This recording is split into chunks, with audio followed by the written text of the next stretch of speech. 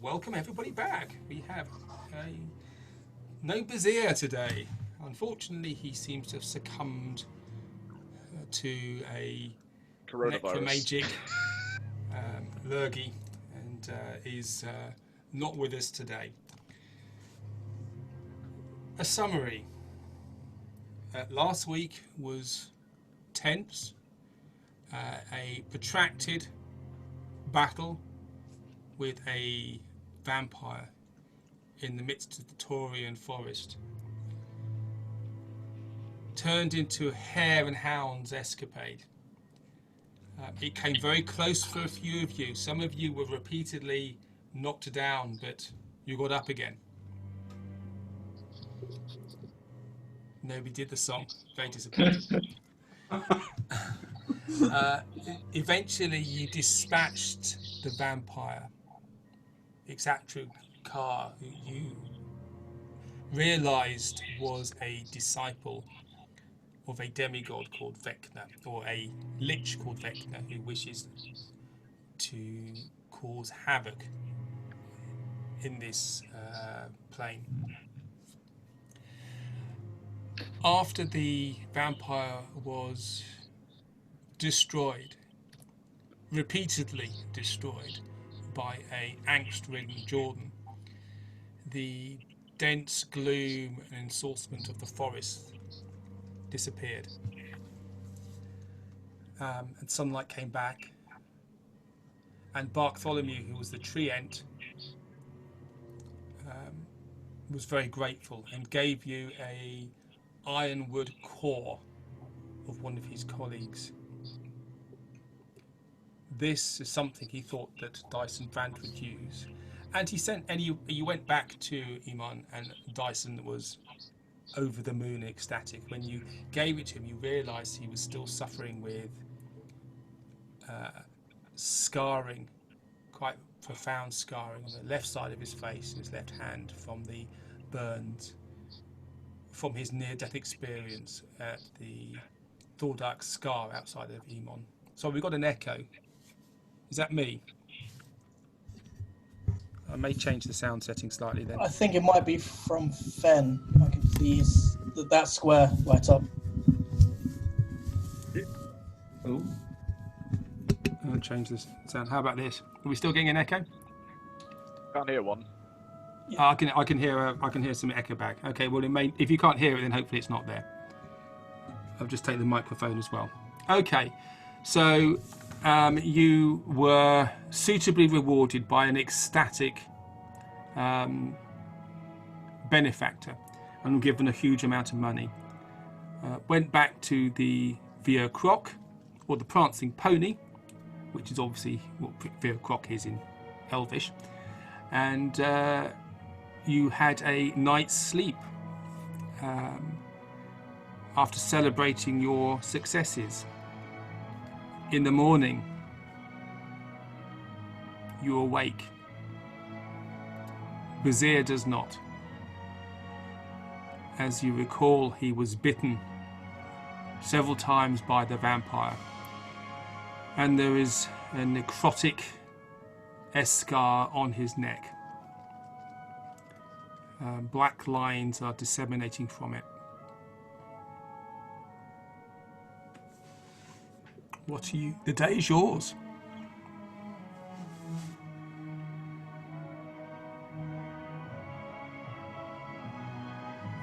Fabius, You've all gone to sleep. Sorry. Bazir, are you awake? Fabius, do you want to check Bazir? Because he looks a bit off.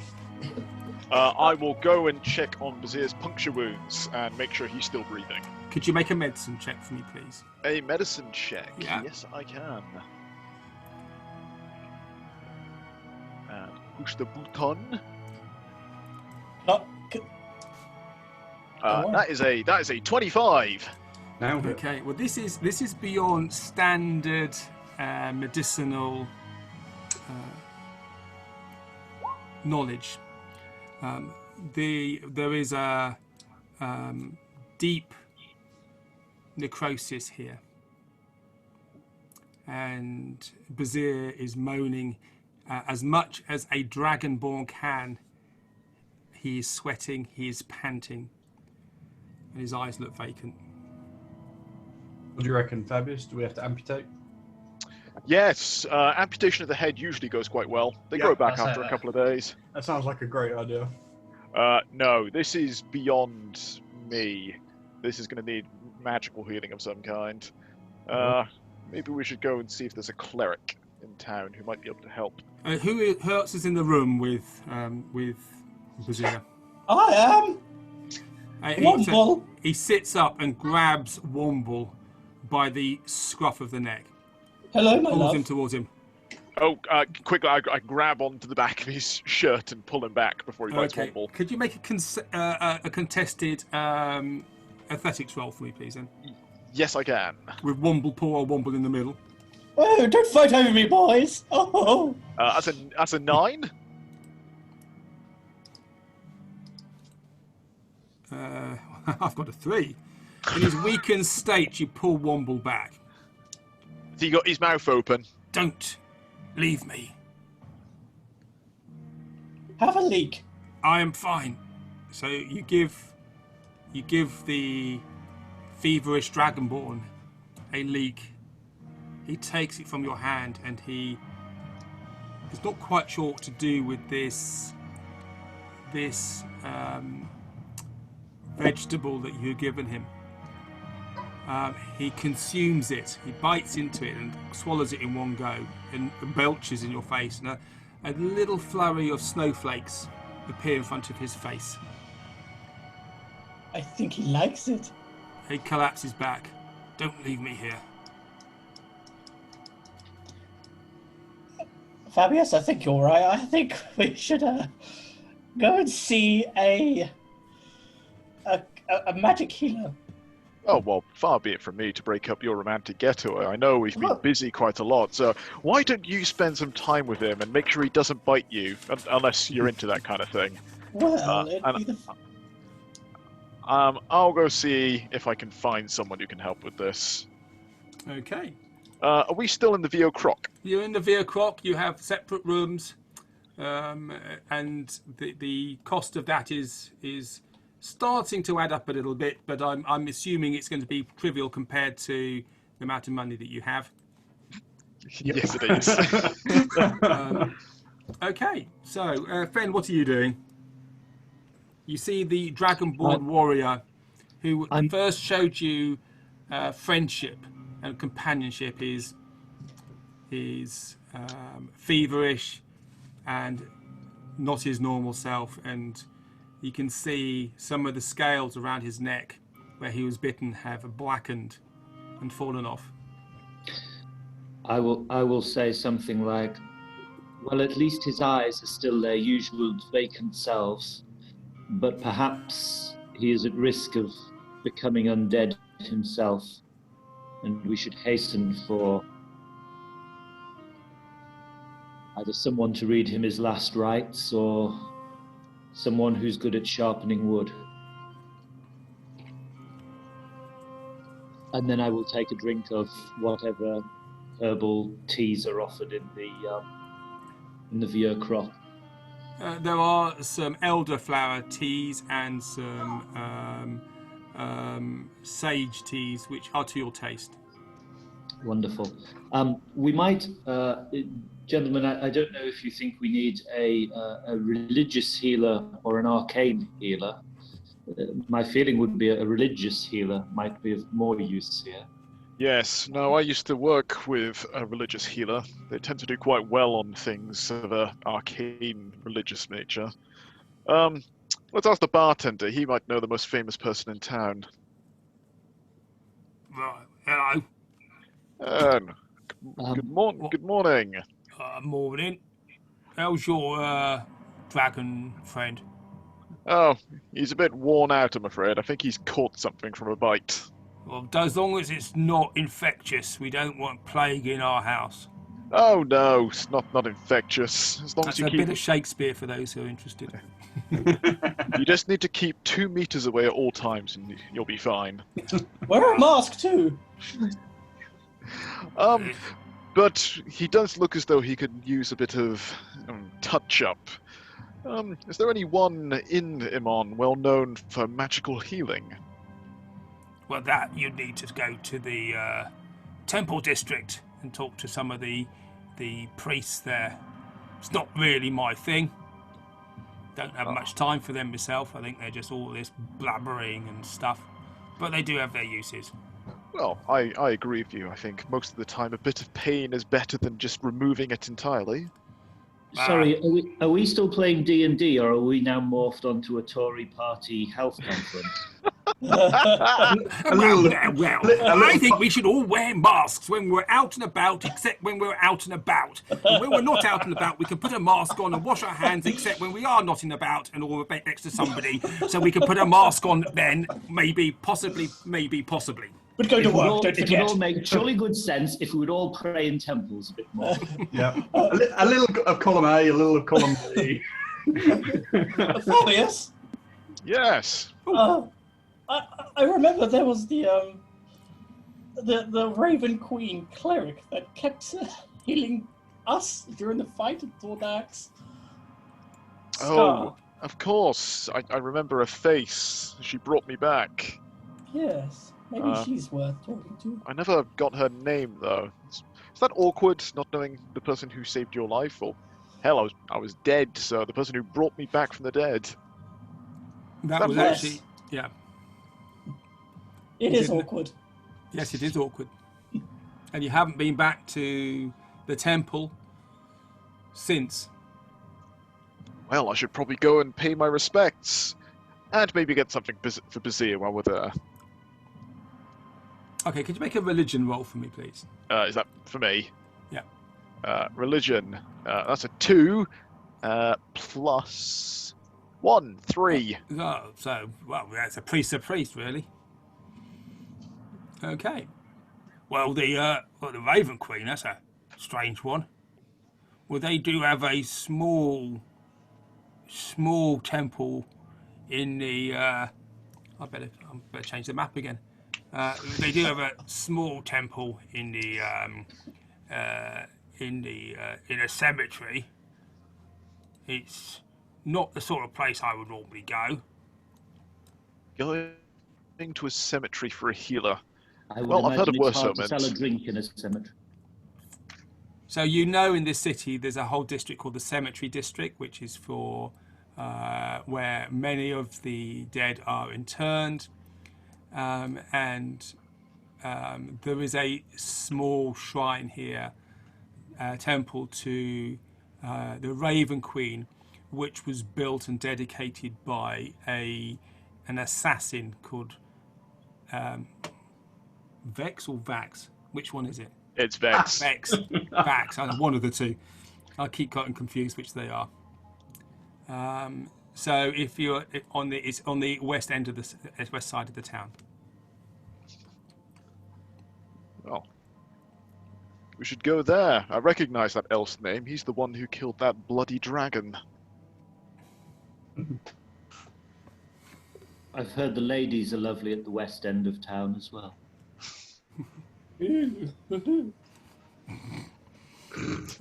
Pet shop What? boys. Go see some I'm so titties, glad someone boys. got- All I can think is we're going to a cemetery and he's saying the girls are attractive, but Yeah, I'll keep that to myself. Yeah, Okay. each to So- their own. So what are you going to do then? It's a starting point, so let's go to the Temple of the Raven Queen to go get Bazir healed. Okay. So who's going? Womble, you going to stay with Bazir? Yeah, I'm He staying is with now. Bazir. He is now unconscious but moaning in his sleep. Yeah, I'm just using Mage Hand to just soothe his head a little bit. Okay. Okay, and you can see this. Most creatures, when they get a fever, get a temperature and burn up. With this form of Dragonborn, you realise with fever, his actual body gets really cold, and you can start to see sort of ice crystals sort of adhering to his body. On that, then I'd probably follow the law of physics that I've followed before, and use prestidigitate to warm up the bed slightly underneath him. Okay. So you're going to stay with Bazir. Yeah. So the rest of you go off to the Raven Queen's temple, yeah? Cool. Indeed. Yeah. So you walk across town. It is autumnal day. It is raining. It is overcast. The rain is almost sleet-like. You walk through the canal area in the central district. The coldness is keeping many of the boats away. The local inhabitants are rushing around, pulling their clothes around them, their cloaks around to try and keep the late autumnal chill off. Every once in a while, you do see a small drop of snow float to the ground and melts as soon as it hits the ground. You get to the cemetery district, and there is they have to go through a walled part of the city. It is loosely guarded. Some of the arms of Emon are there, and they just usher you through. You get there, you ask their direction, they point you towards the Raven Queens, which is a small mausoleum, which is easy to find. It is made of a marble stone with Corinthian type columns at the front. There are pictures of there are ravens made out of marble over the top of the building. There is a tree nearby. Oh, caw, caw. And you see ravens there. They seem to congregate to this area. I'm going to pull out some of the leftover bread I have up one of my sleeves, and I'll scatter it on the path for the ravens. So they see you do this, and they flock down, and they very rapidly consume the bread and fly back into the trees again, and they look at you with that slightly unerring look of one eye that birds do. There does seem to be an air of intelligence around them.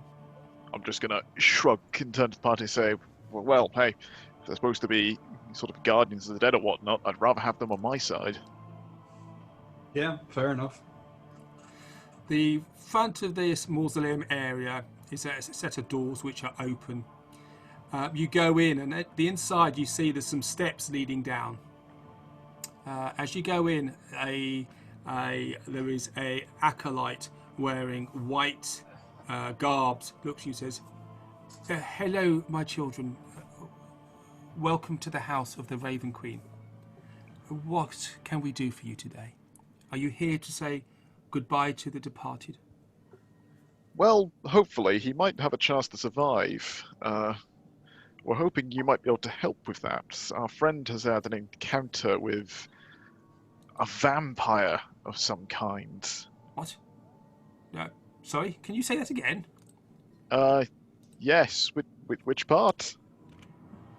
Vampire. Yes. Where was that vampire in where was that here? No, just outside Emon, in this forest, which his name I can't remember now. Could you stay here?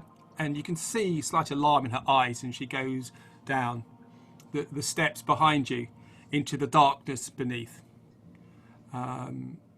Fabius, is that the lady you were referring to earlier? No, I don't think so. She was too.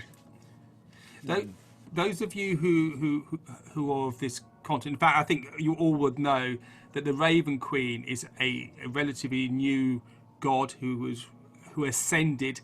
She was a mortal who ascended into being a god, and she is in charge of the transition from life to death. Not a fan of undeath, then. Could you make a religion roll for me?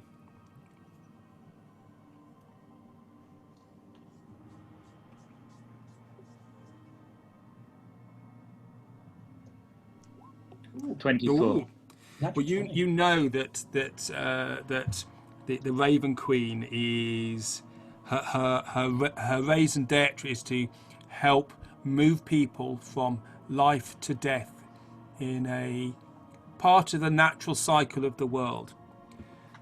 And if you've done everything you need to do in life, then she will help you cross into the afterlife. She has an abhorrence of the undead. And for those who don't speak Elvish, raison d'etre means reason for being.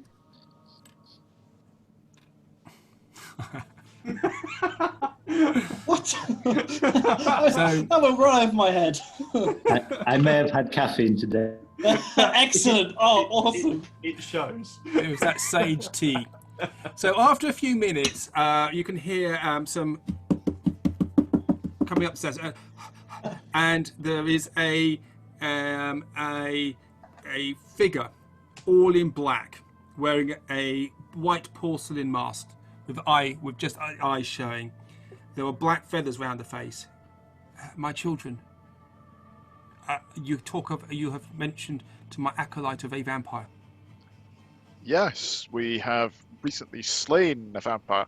I mean, really, he slayed the vampire. I'm just going to point at Jordan behind us.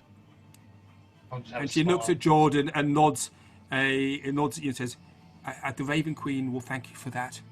The undead are an abomination and should not exist in this world. They stop the natural cycle." Well, that's good, because we could use a hand with that, actually. She may have bitten one of our friends, and he's not looking too great, and we're hoping to nip it in the bud, in a sense. Is your friend So alive? save him though, not kill him before he turns. Yes, that's what I meant. Is your friend alive? Yes. Where is he? Oh, the Vio Croc. You must go there I all know the not time. what the Via Croc is. What is that? Oh, it's a pub. That's a place you go for drinks. Prancing Pony.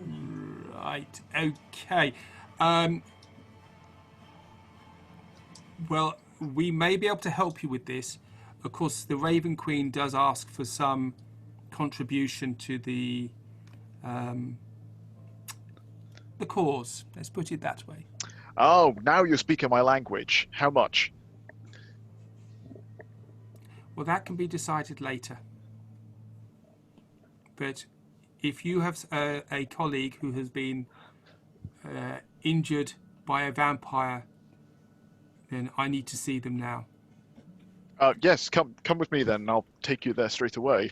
And 1 second, and she calls for some of her acolytes who come up the stairs, and she talks under their breath, and you can't understand the language they're using. And she comes out with one of her acolytes in tow, who is a young, pale-skinned, pale-faced, sort of slightly acne-ridden acolyte, wide-eyed, and rather overawed that she's having going on a mission with the Raven Queen's chosen. So lead the way. Yes, after me. Do you have a name chosen of the Raven Queen? I am the chosen of the Raven Queen. Huh? Yes. How fortunate that you became just such then, if you were christened that way. It was almost as if you were born for the role. I was born for a role. How astute of you to notice. My destiny was put on a pathway before I was born, and I'm walking the path and the road that my mistress has set in front of me. Might I inquire as to whether you have heard mention of the name Vecna in recent times? Could you make an insight roll for me, please?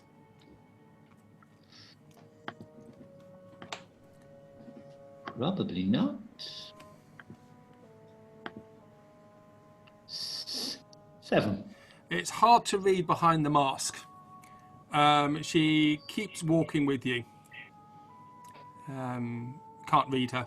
The mask is completely featureless, and she has control of her faculties.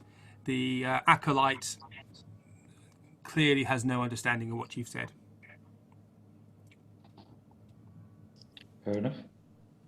What is this Vecna you speak of? A whispered word on the streets and in some of the temples. Someone returning who has an interest. And she puts a finger over your lips. Something should not be said outside. Okay. let's keep moving. And you leave this area, and you see a couple of the ravens fly off. Fabius, with your passive perception of 19, you can see there's always one flying over her. A coach draws up. It has 4 black horses with black feathered plumes, and a carriage behind it, which she climbs into. Can I come in to the coach? Well, it's a long walk otherwise. Oh, thank you. I'll get in then. And it's a tight squeeze, but you can all get in if you wish to. Who's driving this thing? Strange, no one's driving it. Ooh, spooky. Sanity rolls. And it starts to trot off, and she says to you, Fabius, just think about where we need to go. I think very hard about having a drink. It's actually quite easy. A drink. Just a drink. Is that what you're thinking about? I'm having a think about the drink. You know, the one where the ale's pretty good, but you can sort of have the slivery aftertaste because those glasses are not cleaned properly. So, are you thinking of the Vio Croc or any other? I am thinking of the Vio Croc. Okay, so because you could have gone to anywhere, an off license. So she takes you to the coach. Moves through the streets. It is raining, it is cold, but although the streets are relatively empty, people just part out of the way when you come past, and they sort of hide their eyes a little bit. And very rapidly you get back to Vio Croc. Right, take me to your colleague. Oh, wonderful, wonderful. Follow after me, and I'll lead her into Womble and Bazir's wedding room. And as you do that, what you see as she comes out, she almost seems to float on the ground. She doesn't seem to walk. Almost as if she's got a long cloak on, but you can't see any feet underneath, and she's just sort of floating through. And you get inside. There are steps to go up, which you go up, and again she seems to sort of float up the stairs. And you get into the room where Womble is. Womble, you are in there with Bazir, who is looking ashen, getting colder. The door opens, and out there you see a... Actually, could you make a religion roll for me, please? Certainly. Religion. Oh, it's a 19. Oh, so that's fine. Fortunately, you recognise this as a somebody who belongs to the religion of the Raven Queen. Still, I will turn around and stand up and go, "Hello, I'm Womble.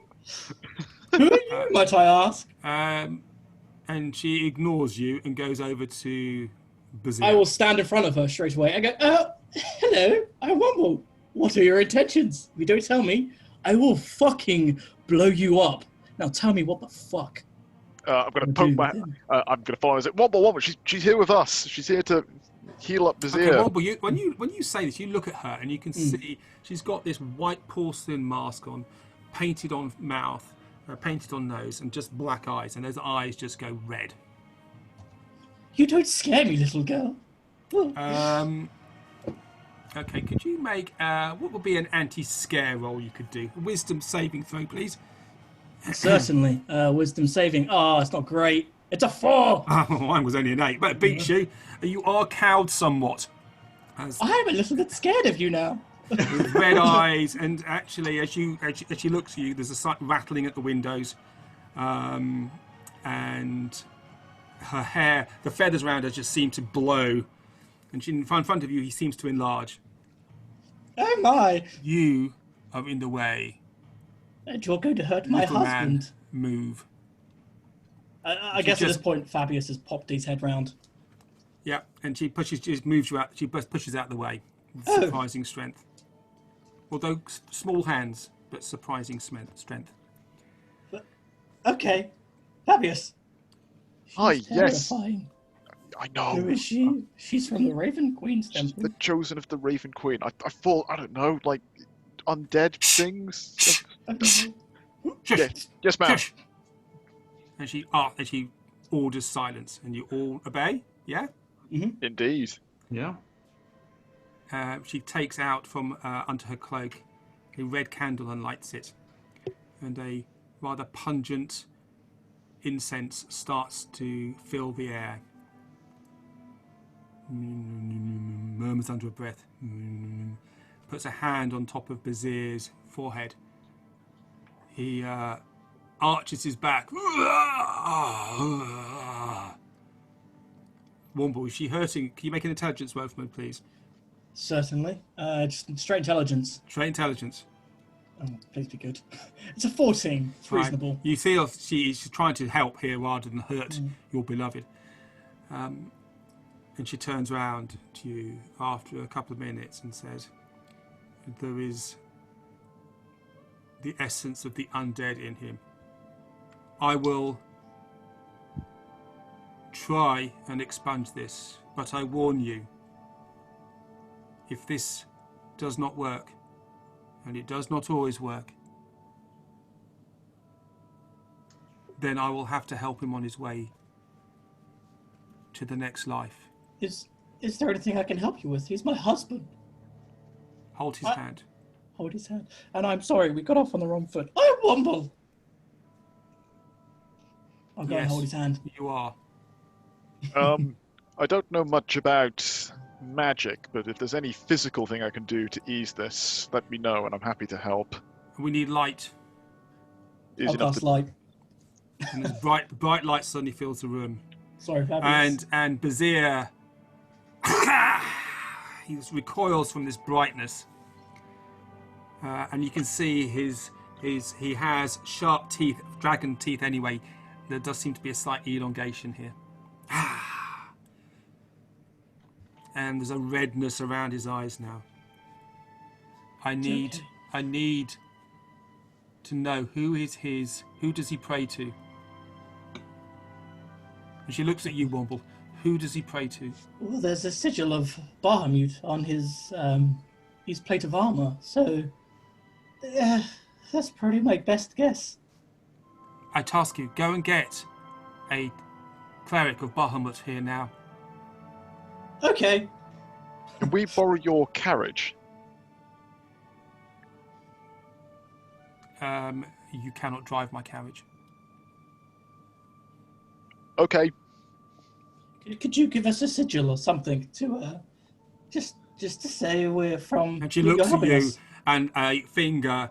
These hands were quite small before, but now you can see there's an elongated finger that looks at you and says, and points to you and just says, "If you want your husband to survive, little man, go." I'll cast haste on myself and start running. Okay. So- I am going to chase as fast as I can after Womble. So he Okay. rapidly leaves you for dust as you run to the temple district. And easily you find a large temple for Bahamut.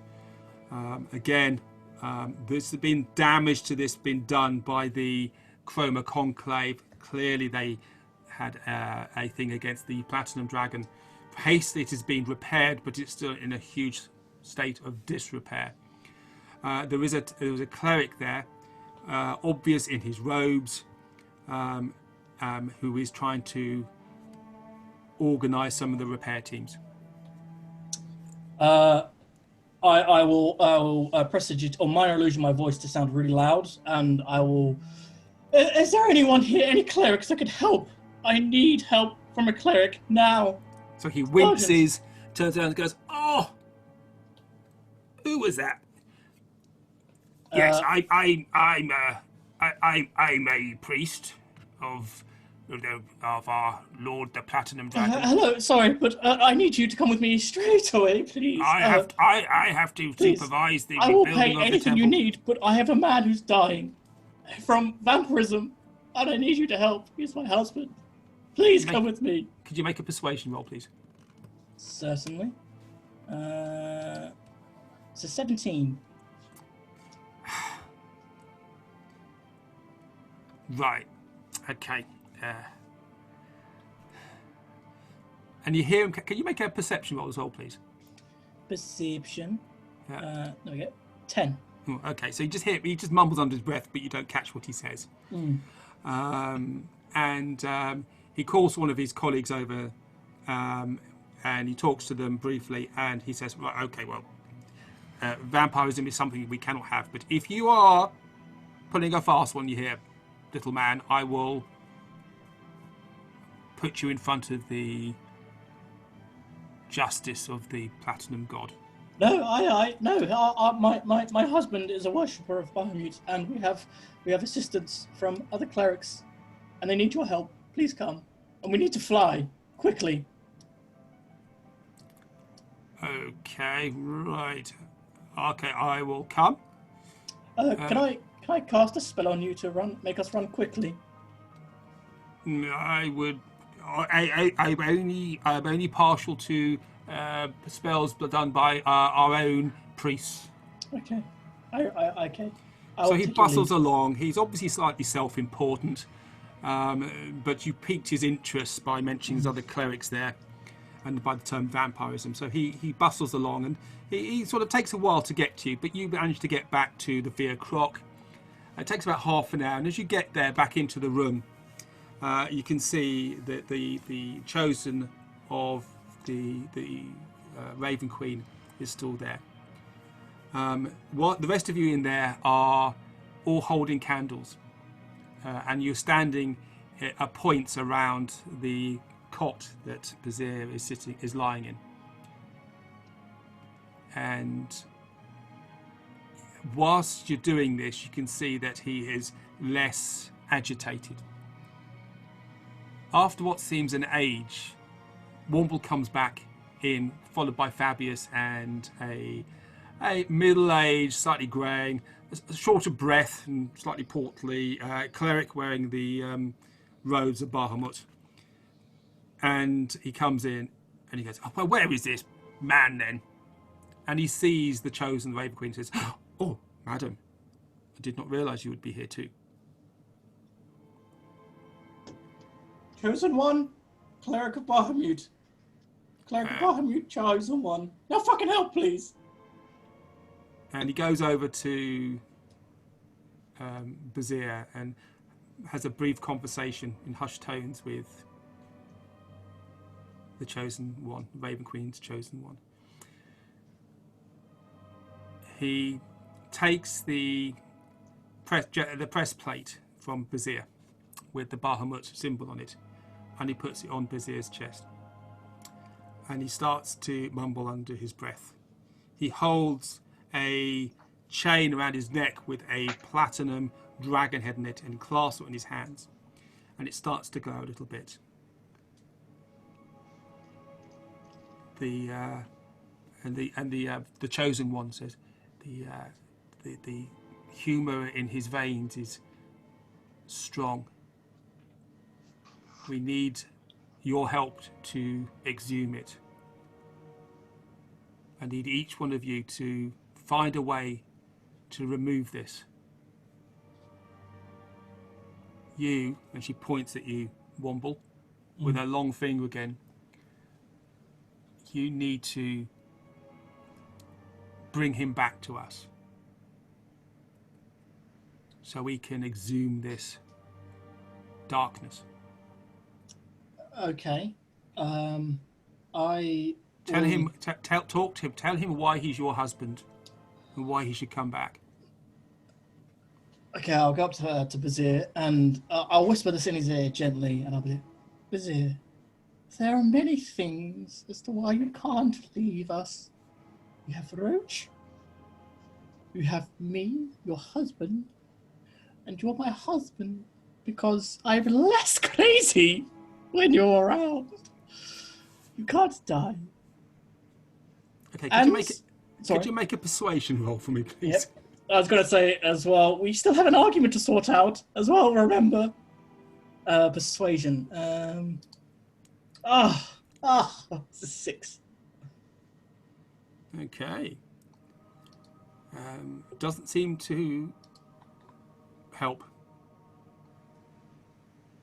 And is that despite the fact that the Chosen One is wearing a mask, you can detect a frown behind it. Perhaps not bringing up an argument would have been wise. But it's unresolved matters. We will have to try harder. Can anybody else pull him back? I can give it a try. I'm gonna sit down on or next to the bed and say, Bazir, there's not many good people in this continent. And up until I met a lot of you guys, I didn't think there was anyone who still kept to honor or a code or acting in a good way. But you've inspired me. You managed to keep to that code the time I've known you. As my phone goes off. My phone, sorry. Someone's playing xylophone in the background.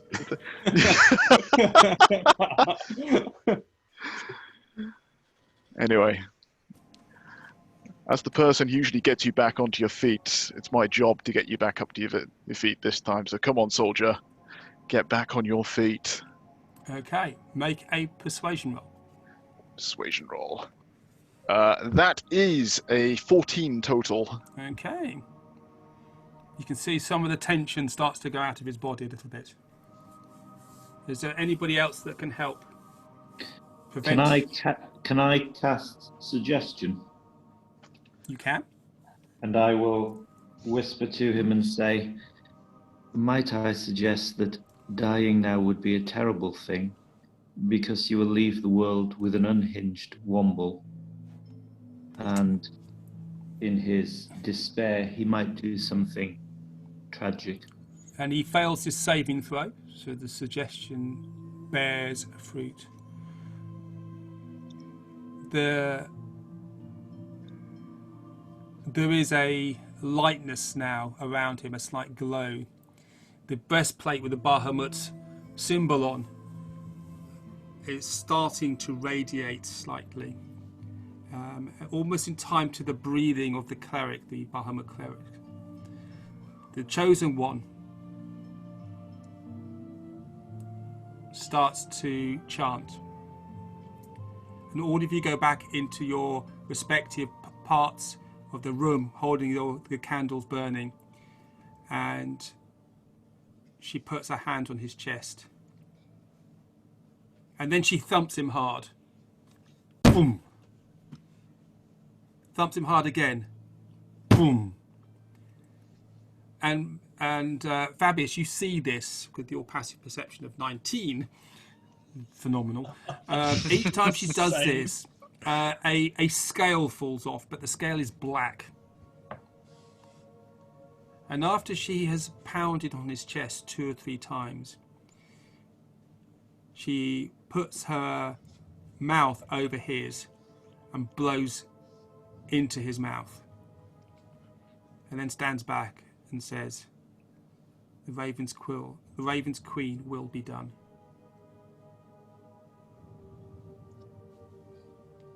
He arches his back, he screams. The candles flicker. They go out, the windows get blown out. The darkness from the dim daylight from outside is the only illumination in this room now. The light spell has gone out. But then he sinks onto the bed and his breath is shallow. There's a slight glint to his scales again. And on his back of his neck, the Raven Queen looks forward. The Raven Queen's Chosen One pushes the head forward, looks at it, and you can see that the blackness has receded. And there is just an ugly scar there now. He will need sleep, food, and water, and no excitement. The undeath will not get him. But, and she points to you all, do not go messing with the undead. They seem to be stirring. this Vecna you mentioned, and she points at you, Fen. There are rumours afoot that this lich from antiquity is rallying forces against this world. It worries me, and I need to go and consult my mistress. And she hovers and floats out of the room. Interestingly, when you came back from the temple district with the Bahamut cleric, there was no coach outside the inn, but she just sweeps down the steps with her acolyte, and you hear her and the horses and clatter off with the coach again.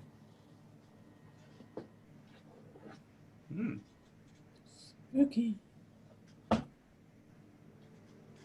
What about the Zir is asleep. I was a bit. Can I have a quick... The Bahamut's cleric is there, and he goes, I think my work is done. Yes, thank you. Do you are you allowed to drink? Because we're more than happy to buy you one. As thanks. I am allowed to drink, but I am rebuilding the temple at the moment, and it is more than my position is worth to be drinking on duty. Fair enough. We'll Just remember, next time you pay your tithes or make offerings, just remember Bahamut and what he has done here. We'll send a bottle. Can I send you off with some gold? Will that help? Gold always helps. It helps lubricate the wheels of this world. Okay. One more. We'll pull out 500 gold and a leek. Ah, a leek. Yes, very precious. Very useful. Ooh, And he takes the gold. excellent. Please put up a plaque in the name of Bazir. Donated on year, insert year here. We will use this to help rebuild the temple. And your Bazir will have a place where he can come and honour the Platinum Dragon himself. Do you need to know how to spell his name? It's B-A-Z-I-E-R.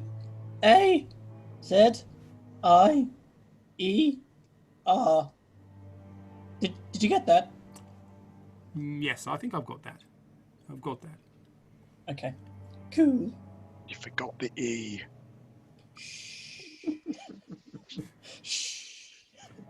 Worst husband ever. So he leaves, and again, Fabius, you notice that there is a leak put under a cushion as he walks out the room, and he goes and disappears back to his job at the temple. So Bazir is asleep.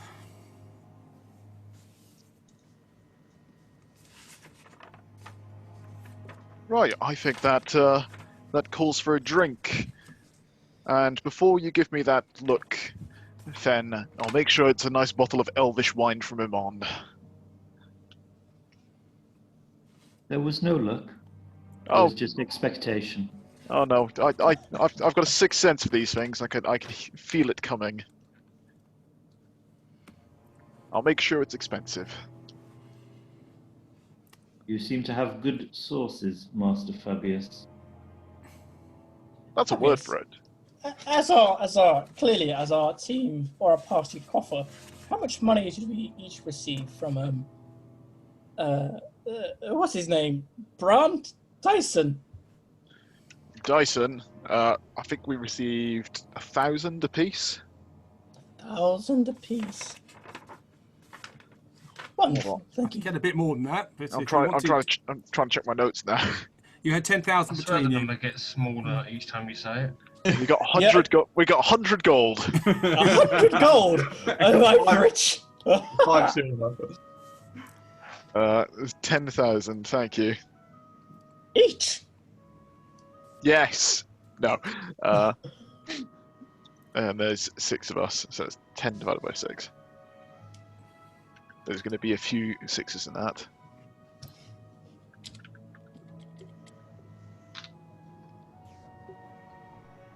So the day is Yeah, the day is 1,666. Yes. So you get 1,600. Awesome. I remember this now. Everyone gets 1,600. Brilliant. Thank you, Fabius. so it is early afternoon. It is overcast. It is dark. Ah, Vizier is sleeping, but he's a sleep of exhaustion and recovery rather than the sleep of undeath. Were we given any idea of how long it might take him to wake, and therefore what we might do with our... Probably be awake by next Tuesday. Convenient. But Then there's- he will be able to travel with you, but he would just won't be able to participate. I don't think he'd want to come to any of the arcane scholarly institutes that Fen would like to visit. And I'm not sure they'd let him in anyway. What more would? Would like to come with me to arcane institutes? I just want to come with you. Yeah. But I think a drink would be a good idea. So the afternoon is yours. So Marshall is there behind the bar. It is relatively quiet. It is cold. There's not a lot of trade today. The cold weather has kept some of the, and some of the squalls the previous night have kept some of the fishing boats out from going out, and so the fishermen have no money to spend and are staying at home. Marshall, Fabius tells us that you have some excellent elvish wine which he would like to buy for us. Well, I've got some wine. I can make it elvish if you want. Fabius, is this what you were promising us? no, I have to go into town to get the elvish wine. I'm not sure we're allowed to do bring-ins to the Prancing Pony, are we? No, not You at the say- not at the Prancing Pony, but I'm sure the Vio Croc's fine with it. What an understanding barkeep he is. Oh, I mean, the amount of stuff I've bought off him already, it's the least he can do. So he goes back to cleaning his mugs, polishing his counter, and after a while he stops and takes out a brown surat and puts it on his palm and starts talking to it and stroking it on the back of the head. Real quickly, out of interest, was Bazir in his armor anymore? His breastplate was on him. Did his armor look damaged, like really badly? No. Does it need repairing? No, this is Oh, okay. 5e D&D, and these things tend to last forever until they suddenly stop working. Until they don't. Brilliant. Okay, cool. Don't worry about it. So Jordan, what do you wish to do? I'm gonna go buy a breastplate. Try and up my armor a bit. A breastplate. Okay. Yes. Augment my armor. So, anywhere particularly you want to go? I can't remember. What's the name of the one that Bazir had his plate armor made from? Brush or Winklestone? Yeah, I think yeah. that was brash as well. Barash. Okay. Back to Barashi's then. That's where you got your daggers done. Daggers, yes. They keep Okay. that place in business. So, you walk towards Barash Winklestones, which is in the East Province, Abdar's Promenade. There's soot in the air here from Thordak's crater, and the rain is making it rain. The rain is dark, and a lot of the buildings around here have a sort of black smudge on them at the moment. You get to her smithy, and you get there and you see she's hard at work. Ka-ching! Ka-ching! And she's making a sword, and every once in a while she stops and she quenches it in water, and then she runs her fingers along it, and you can see she can just change the shape slightly with her bare fingers. You're back. Hello. Oh. I was wondering if you might be able to make me a breastplate to go with this armour. A breastplate? Yes. I'm a bit squidgy and I would like to prevent that. Well, I'm sure we can find something. Do you? Now, I have I may have a few already made, but they may not be quite your size. How much would a custom one be, and what would be the lead time on that? How much? Well, we have some here, which I am just trying to work out how much they cost. So breastplates, that would be 400 gold pieces for one of my ready-made ones. I could make one specially designed for you, which would be a little bit more. But or I could, like you did with your friend Eric, I believe it was, who had the dagger, which he later put subtlety, I believe it was called. Yes. But good, wonderful piece of work that and she as she says that she that you can see this image of subtlety in front of you, just revolving ever so slowly. Yes, it certainly served him well. Saved his bacon a fair few times. Yeah, well, I hope so too. I put a lot of effort into that. Same as these wonderful spring daggers. They came in handy. Very, very much so. Let me have a look at those. Hand them over, obviously. Okay. They just need, and she just sort of absent-mindedly, she just sort of moves her fingers along to sharpen them a little bit.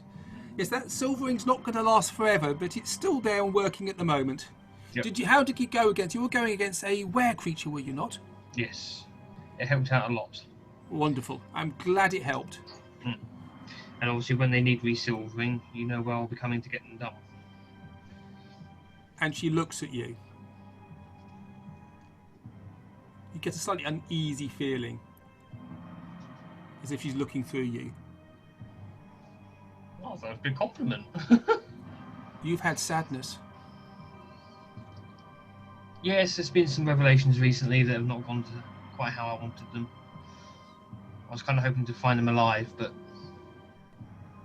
things happen.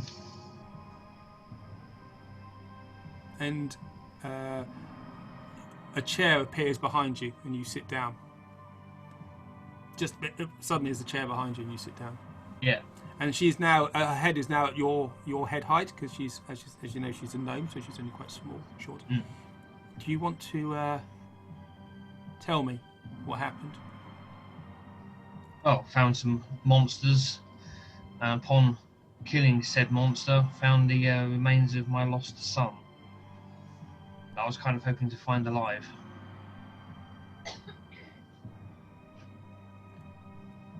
She looks taken aback for a second. My wife should still be out there somewhere, I hope. Maybe one day we'll find her. You will. You will. And she looks, she gazes, she stares into your eyes. You can see round her neck she's got a little medallion with a dragon's head on it, and she holds it. You need to let it out. And she puts her arms around you.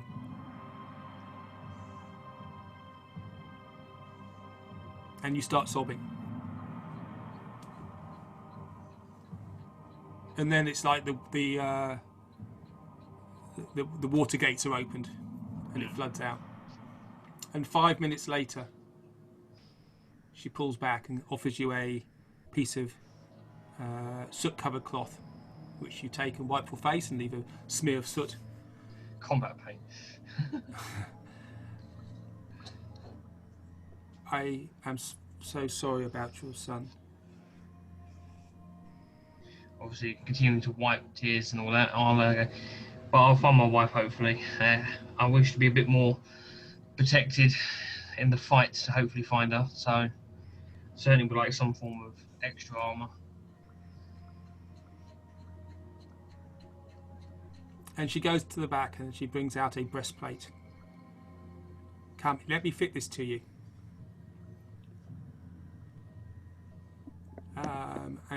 There is a silvered breastplate. There are a few dents in it, which she runs her hands over, and the dents just ping out. And she adjusts it around your size. What armor are you wearing at the moment? Scale mail. Scale mail. Okay. So she puts the breastplate on you, and she takes away your scale mail. And puts this on and says, well, this will offer you some more protection. But sometimes mobility is better than steel.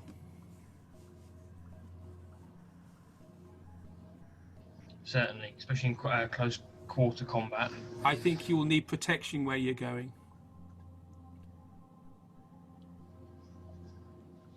What else can you suggest to go with this?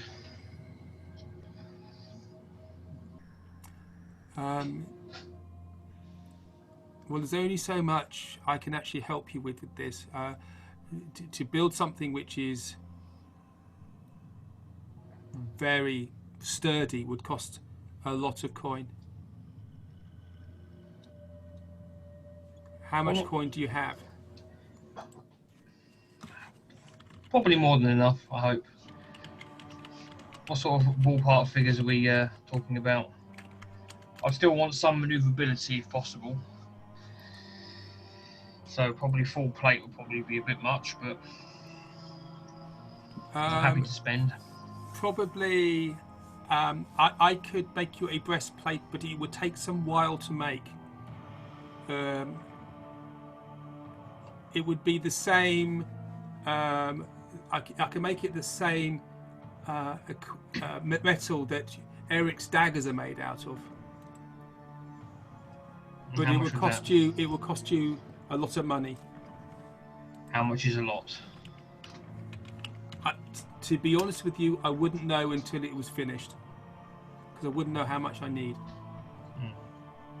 But ballpark, probably in the region of 2,500 gold pieces.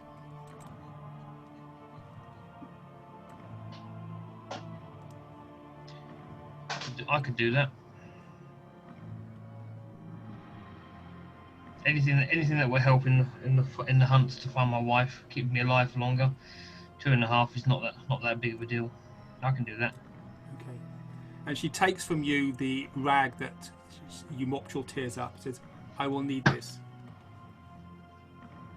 It's your hand. I will have it ready by the new year. How long is that away? That's about 6 weeks. Okay, yeah, okay. I hope to survive that long. Obviously, I'll hand over, say, 2,000 now, and the other 500 on collection. And she Or takes is the it all 2,000. She takes Yep. the 2,000 from you and says, "Okay, this will get it started. I Yep. need to source the metal. I'm the only armourer in town who can actually do this.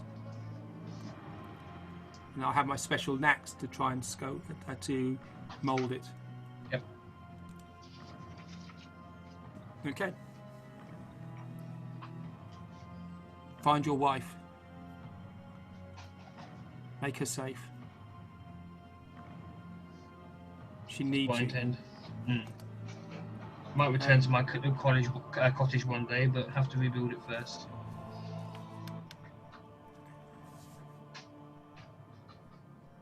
And I would avoid were creatures if I were you.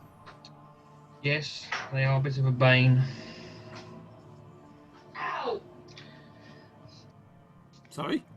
So I think my wife just dropped something in the kitchen. Found Oh, it. okay. So Laughing in the background here. So much care. Oh, whatever. The house is on fire. Yeah, whatever. She was right behind you the entire time, Jordan. Dropping things. So she goes back to her forge. Says, "I will have it in 6 weeks." I shall be back Or in 6 thereabouts. weeks. If you need anything else, let me know. Somehow. I will do. And you can see she gets that rag that you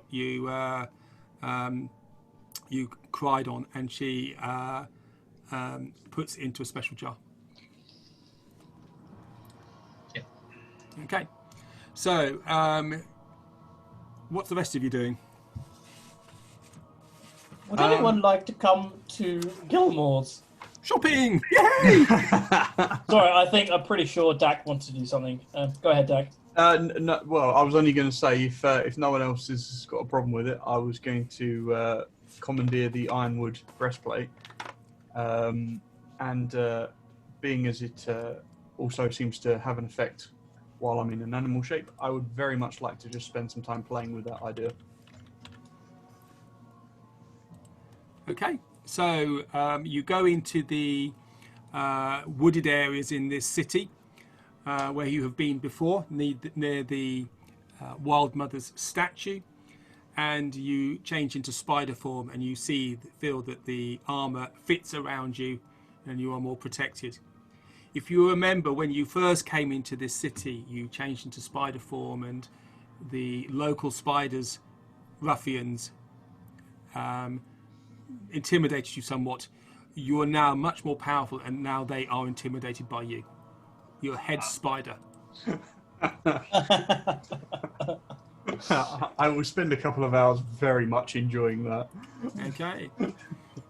So you try and do a web, but it's a skill you haven't quite mastered yet. Yeah. Okay. Just an ebb. And the rest of you are going to go to. So who's going to go to Gilmore's? I think What is everyone would Gilmore's? like to go. Is it going to be safe to leave Bazir by himself? He is just asleep at the moment. I am going to stay with Bazir and keep an eye on him. Okay. Sorry, what is Gilmore's? Gilmore's is an experience. It is. Oh, just come, Fen. Just come. It doesn't sound like something Fenn's thrilled at, but I suppose he will humour you all and tag along for now. You've been to Gilmore's Glorious Goods before, which is where it's the local magic shop, basically. Sean Gilmore is magic. Ah, Yeah. sorry, now you're talking my language. Yes, Fen will come. Okay. So basically, Bazir is fine and safe. One of the maids, one of the waitresses, is sitting by him and will look after him whilst you go. You're regular patrons of this tavern, and so they wish to look after you. Are you coming, Fabius? You sure he's going to be okay? It's fine. So Florrie is the buxom waitress with a squint, who had the hots for Jordan, if you remember. Mm-hmm. She is sitting by Bazir. She has a bowl of water and a rag, and she keeps applying the rag to his forehead. But every time she does that, the rag sort of freezes slightly. She has to wring it out and get rid of the ice crystals. Well, as long as he's... Look, gonna be mister, okay. I will look after him if you just go. Yes, remember to replace the water every hour. Yes, okay. I know what I'm doing. I looked after my dear papa when he died. That doesn't fill me with confidence. No, he's not dying. Yes, let's go to Gilmore's. I could use a bit of cheeriness after that experience. So you go to Gilmore's Glorious Goods. Hey. It is in Abdar's Promenade. As you get there, you see a spider form emerge into a change into a tiefling in front of you. Big with grin on his face. Obviously, being a sort of big wig in the spider world is something that Dak is very happy about. And so you all walk towards the Gilmore's Glorious Goods, and you get there. As you know, this is a building which looks small on the outside and on the inside. It's got purple tent-like canvas outside. There's an ever-glowing ever-burning torch outside. And you walk in. Inside is a large room area. There's a lot of empty stands around at the moment. If again you remember, after the Chroma Conclave attacked and took over the city, a lot of the magic goods were stolen and by the dragons, but also by some of the townsfolk as well. But there are in this area, you see Sherry behind the counter with her half moon glasses on, going through accounts. Yes. Ding, ding, ding, ding, as you go in. Ah, hello everybody, welcome back. So, you managed to sort out the ironwood with Mr. Brandt, I believe. Yes, we did. That's very clever of you. I wouldn't think of that. That's a fantastic thinking. Well done. So, what can I do for you? You're gonna need. You always want healing potions, don't you? I'll get that out of the way already. You always want those. Yes, remember, please. only one each. I'll take one. Have you got any greater healing available? Well, I do. But tell me what happened. Tell me all about it. Only for a discount, Sherry. And she gives you that look, which you know all too well.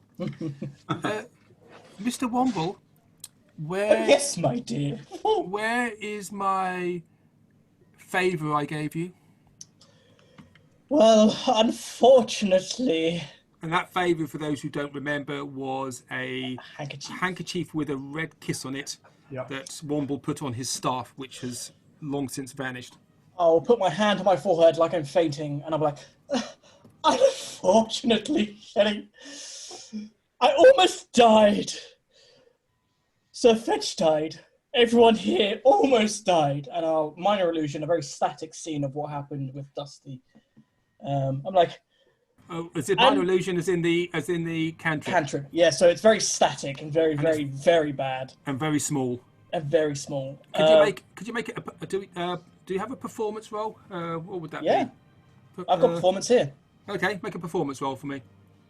21. Oh, so it's actually a very good freeze of what happened. And she goes up to us and look. Oh, it's very interesting. Who's that man over there with the one eye? Oh, that's the one Jordan shot through the face with an arrow. Oh, he was magnificent. Well, I'm sorry about Sir Fetch. Who was Sir Fetch? I don't think I met him. Oh, unfortunately, he was the dungeon delving duck. And she looks at you. Died. The dungeon Delving duck. That's the one, Sherry. And she looks at the rest of you. And could you make an insight roll for me, please, Womble? Certainly. Insight. It's a 6. So the rest of you, she looks at the rest of you and goes, "Is this man for real?" You don't catch that because you're still in your throes of your overacting and your trauma of Sir Fetched and almost losing Bazir. And Dak is just like nodding furiously. Without Bazir here, Womble goes off the hinges. Loving every minute that his perception's gone on as long as it has. Jordan, are you there too, or are you still with the blacksmith? I can be there if enough time has passed.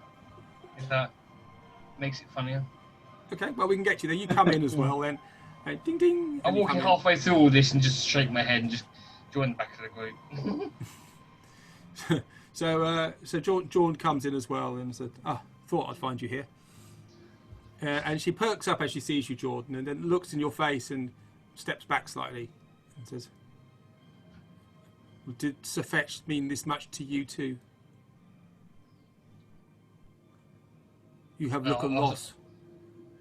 No, there was something else of loss that was discovered on the last time out. A bit more personal to me. We have all lost people and things in the last few years. You have my commiserations. Right. And he goes, what do people want? See what we have here. Now, you're getting into regular customers, aren't you? Does that mean discounts? And she looks at you and raises one eye. Goes, really? Are you sure you're not just playing this wounded soldier look just so you can get a discount? More discounts I get, the more... Depends what you buy, I suppose, and depends how much you spend. But so what do you want? Basically, you guys are in the magic shop. There's stuff here. There was a list of things which says we're allowed to buy, but we're ignoring these from now on. What do you wish to look for? I'll pick up a healing potion. Healing potions, okay. So healing potion, you can have one healing potion, regular healing potion each, which is 50 gold pieces. Mm-hmm. Yeah. I think Fabius was in the market for something. Indeed. Do you have a greater healing potion? We do. I have a few of these. And she goes to a rack where she sees these red potions, which are in a rounded bottle. Here we go. Yes, these are. And she takes the cork off the top. Yes, these are the healing potions. These are the greater healing potions. And you see there's a label on the outside. Wonderful. Yes. Well, I will break the buying seal and take that off your hands right now. Okay, so it's 500 gold pieces for a potion of greater healing. I will count out 500 and hand it over. Remember, you had a potion of greater healing from the previous adventure. I know, but there's nothing saying that I shouldn't stock as many as I can. No. And actually, if you really get into trouble, and she gets a locked chest out, and she opens it, and it's purple with gold trimming around the outside, and she unlocks it by just touching it with her finger, and inside you see more of these vials. They're slightly larger, but they've got gold braiding down the outside. And she picks one up and she puts it on the flat of one hand and holds it, her other hand around the neck of this vial, and says, "These are superior healing potions. These are from when you really are in trouble." Ooh, And really? These are 1,000 gold pieces each. I suppose you're not willing to drop the one per customer policy, are you? For the superior healing, no. And inside you can see there's only 6 of them in this box. Oh, what I mean is, can I buy this in addition to the greater I just bought? You certainly can. We've only got so many supplies, and as you know, we have been supplying the arms of Iman, and there seems to be a lot of adventurers around at the moment as well. There's a lot of things happening around here at the moment. So we are a constant turnover, and actually, Mr. Gilmore has actually got me learning to brew myself now, and I've made a few of these myself. Oh, wonderful. I might have tasted one of yours already. Well, thank you for keeping us alive. You're more than welcome. I will take this superior because we have a nasty habit of getting tangled with rather nasty folk. Okay, so a superior is 1,000 gold pieces. Done and done. And greater healing is 500. So that's 1,500 total so far. Yep. And a normal healing is 50. Got any other fun potions? Ooh, do you have any more of those potions of strength? Those things are amazing. I'll go and have a look. And she goes into a chest and has a rummage around and goes, "Oh, sorry, we're out of those at the moment. We gave them to a group of rangers recently. What we have a few scrolls. We've got the healing potions which you've got here, and you can see there's a lot of empty shelf space in this area. I have and she brings out a vial which has got black liquid in it, and said, "This is a potion of resisting poison, which some people can find quite useful. And this is 500 gold pieces. I did this one myself.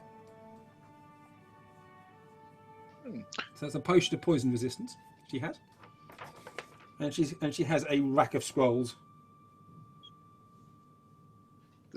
Scrolls really don't do a huge amount for me, sadly. It's not Yeah. really my area of expertise. Okay. But maybe our elf friend over here would be interested. And she looks at you, Fen. I was hoping. We meet again.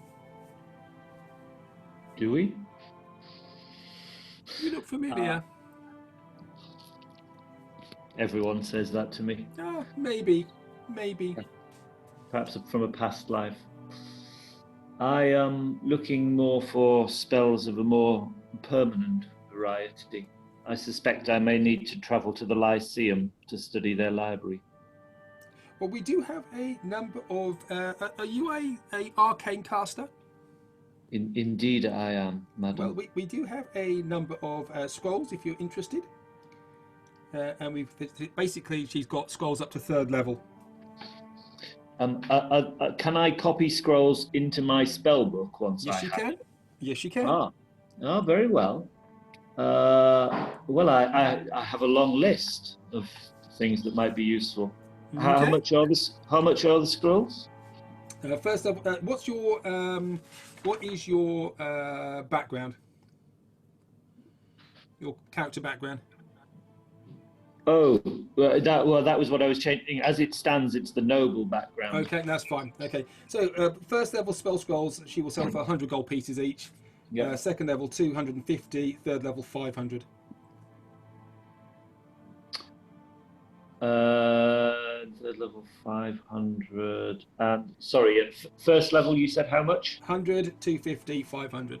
100. Hang on, I'm just writing this down. 100, 250, 500. Lovely. Well, in which case, could you find me scrolls for Alarm, Featherfall, Find Familiar? And she gets a great big chest out that you guys, the rest of you have seen before, and it floats over the counter, a big wooden oak chest, and it falls on the floor. It drops on the floor in front of you gently. It opens the top, and she goes in there, and she basically her body's in this chest more than it should be. It's a bit like Mary Poppins' bag. And she comes out, alarm, alarm. No, that's not alarm. And she goes, alarm. Yes, we have one. Wonderful. Featherfall, my dear? Feather. Is that with a P or with an F? Definitely an F. Ah. F for Fenharel. Oh, is that your name? Indeed. Okay, but nice to meet you. And all you can see is now a bottom sticking in the air, coming out from this. There's a great big chest. Feather fall. Yes, we have 2. One will suffice. Okay, and could somebody take this? And she holds a vellum scroll back, and one of you takes it. So Fen, you take that, and then she passes another one back. And as you look into it, you can see this is great big dark shape, and actually when her body goes into it, it sort of just stops at the waist, and it's just completely black, and inside that you can't see anything else. And she says, anything else you want? Find familiar? Find familiar. There we go. Yes, we have one. We have a couple of those. One will suffice. I'm just looking for more intelligent company. Present company accepted, Womble. Now, madam, enough of the basics. Do you have anything more useful, such as a web or a levitate scroll, or perhaps both? Levitate. Levitate. Levitate. Oh yes, we have a few of those. Which language would you like it in? We have one in Elvish and one Elvish and Common. Elvish will be wonderful, thank you. Okay, so and there we go. She passes another one back. Do you have a web spell by any chance? There seem to be a lot of spiders around here. Web. Hold it. And then her whole body moves along this from the outside of this chest. And she goes in even more. Now they're just basically legs, sort of sticking out of the top of this open chest. Yes, web, and you can see this sort of. This is like this black. It's like sort of barrier right at the top, and she's gone through it, and just her leg sticking out. And you just see his arm come out with another scroll. Web, yes. Anything else? You said levitate. Wonderful. Gentlemen, I'm wondering, given the trouble we had with that vampire, whether a see invisibility spell would be of some use to us. That sounds great. That's probably not a bad idea. Makes sense to me, but alas, cannot do spells. You could use scrolls, though, can't you, Fabius? No. Madam, do you have see invisibility? See invisibility, and she goes, and she moves across again. There, and she comes back a little bit. There we go. Yes, we've got a couple of those. How many do you want? One of those, please. Well, just the one. Oh, okay. And another one. This is a scrolls passed back, which is tightly bound. Is on pink paper. Oh, And lovely. there's a slight glisten to it. And as she hand it to you, almost like fairy dust into the air. Very good. Fen could clearly spend all day here thinking about other spells and scrolls that might be useful. Perhaps just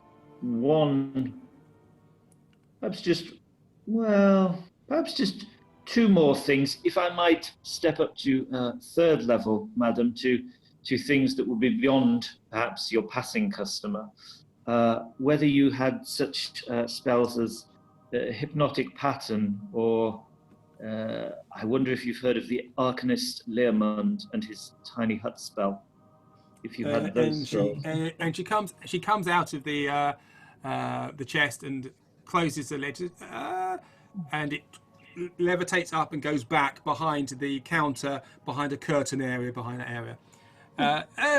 You want some of the more powerful scrolls? Well, do you want to come with me then? And she goes to a curtain along the side of the wall and opens it, and again, it looks like there is just solid wall there, and she walks through. Are you coming? As we walk, yes, I follow her through, and I say... And there's a little antechamber on the other side, and you can see there are dusty shelves in here with rows of stacks of scrolls on. Beyond scrolls, are there other artifacts of use, staffs or wands of Not in power? here, no. Very well, then perhaps. And there's a lot of empty spaces still here as well. There's There's a lot of empty spaces on the shelves. Perhaps if there were those two final scrolls that I requested.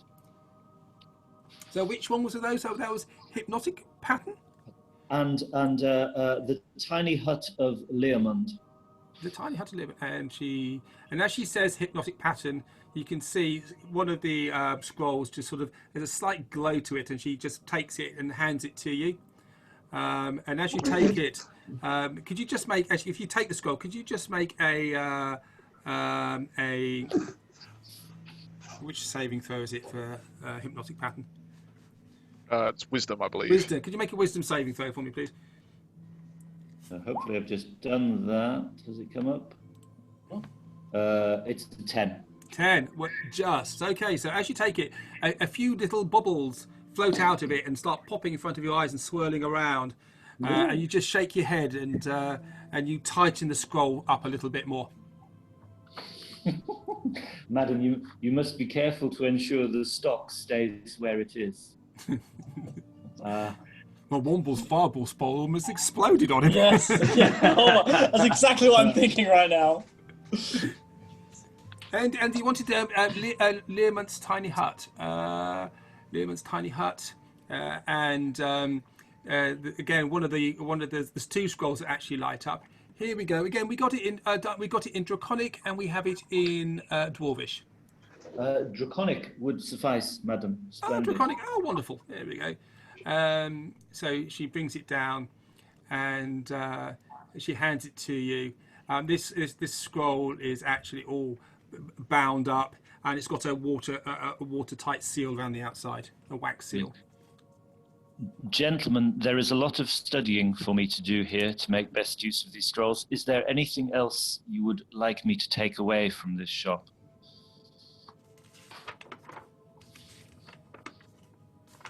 No. I think that's a no. I wouldn't know anything to take away anyway. No, but Fen, when you're done, I would love to poke your brains. What you've learned. No, you're married. Hopefully The not. literal or verbal? Both! I fear you may be a mind flayer in disguise. Yeah. I don't know what you're talking about. There's mind and slaying in it. Two of my expertise. Okay, so she comes back out of this little ante room with you.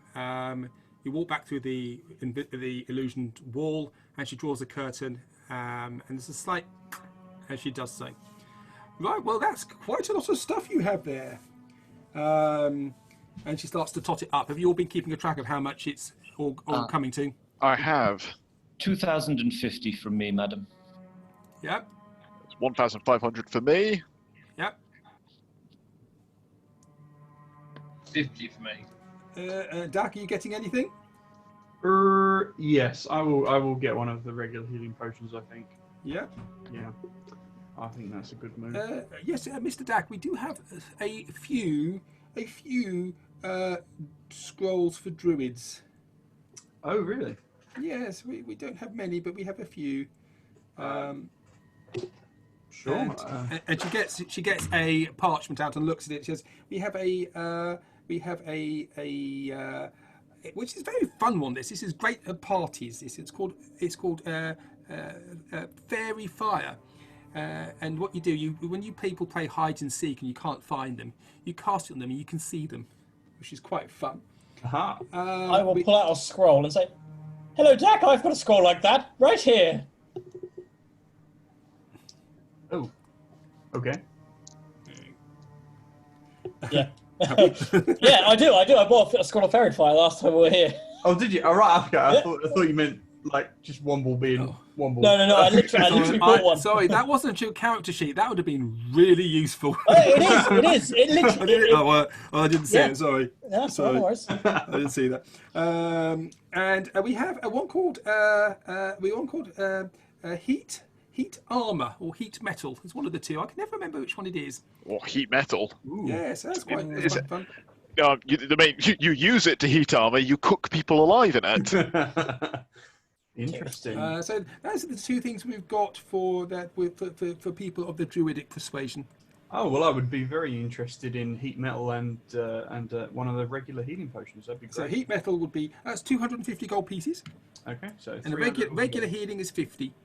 We have the greater healing, and we have a superior healing if you are so inclined. The regular will do just nicely. Thank you very much. All right. Okay. Is that everything, I Mr. believe- Jordan? I'll just have a normal healing potion. I'm a bit skint after my last shopping spree. Big spender. Yes. Okay, and so she topped it all up. There we go, and she tells you how much it is because I can't do the maths. And you all pay up. Yeah. One will, just for the sake, not role playing, but just for the sake of time, one will buys one of the potions, regular potions, 50 gold, and ask Sherry whether or not she has any items of defense, like i.e. a staff of defense or anything like that, to either help Fen or Womble. Well, at the moment we're a little bit out of supplies, unfortunately, because of we're trying to restock and recapture supplies. If you have things to sell, we will be very keen to buy them off you. I have a standing order from Gilmore for that to try and restock the shop. but we are, and you can see a lot of the display cases are empty. When you first came in here, it was really empty. It's just starting to fill up a little bit. There is the occasional very, very posh-looking sword locked in a case, but you know this is way out of your price bracket. I'll just say to Sherry, like, if you hear of anything of defence, could you notify us straight away and put our name down as, you know, the first buyers, and I'll pass her something like 50 gold to put us on top of priority. Okay. Well, I will keep my eye out for you, Mr. Thank you, Sherry. You're more than welcome. And I'll also pass the scroll of fairy fire to Dak as well. Oh, thank you. Okay. Cool, that's me done. And I'll say to the party, would anyone like to see Ashtak? Ah! It is a no. I'll come with you. I always enjoy going to Ashtax. Okay, so you finish. You pay your monies to Sherry. Well, thank you very much. I appreciate your custom, and I will try and keep brewing those healing potions that you guys consume like water. Really, or was it ale? I never quite remember how people say that. And she goes back to her ledger, and you can hear very subtly in the background there's this bubbling noise as she's brewing something. Okay, so you leave the Gilmore's Glorious Goods. It is getting dark. It is about 4 bells in the afternoon, and the sun is setting. It is late in the year. There's a sleety flurry now. You make your way to Ashtak's Marvelous Medicine. And there is a soft green light coming from within. You go inside the counter, behind the counter. Yes, hello, what do you want? Oh, it's you, Eric. Eric, hello, Eric, and all your friends. Yes, welcome back to Ashtak's Marvelous Medicines. Did you like that thing I gave you last time? Did that work?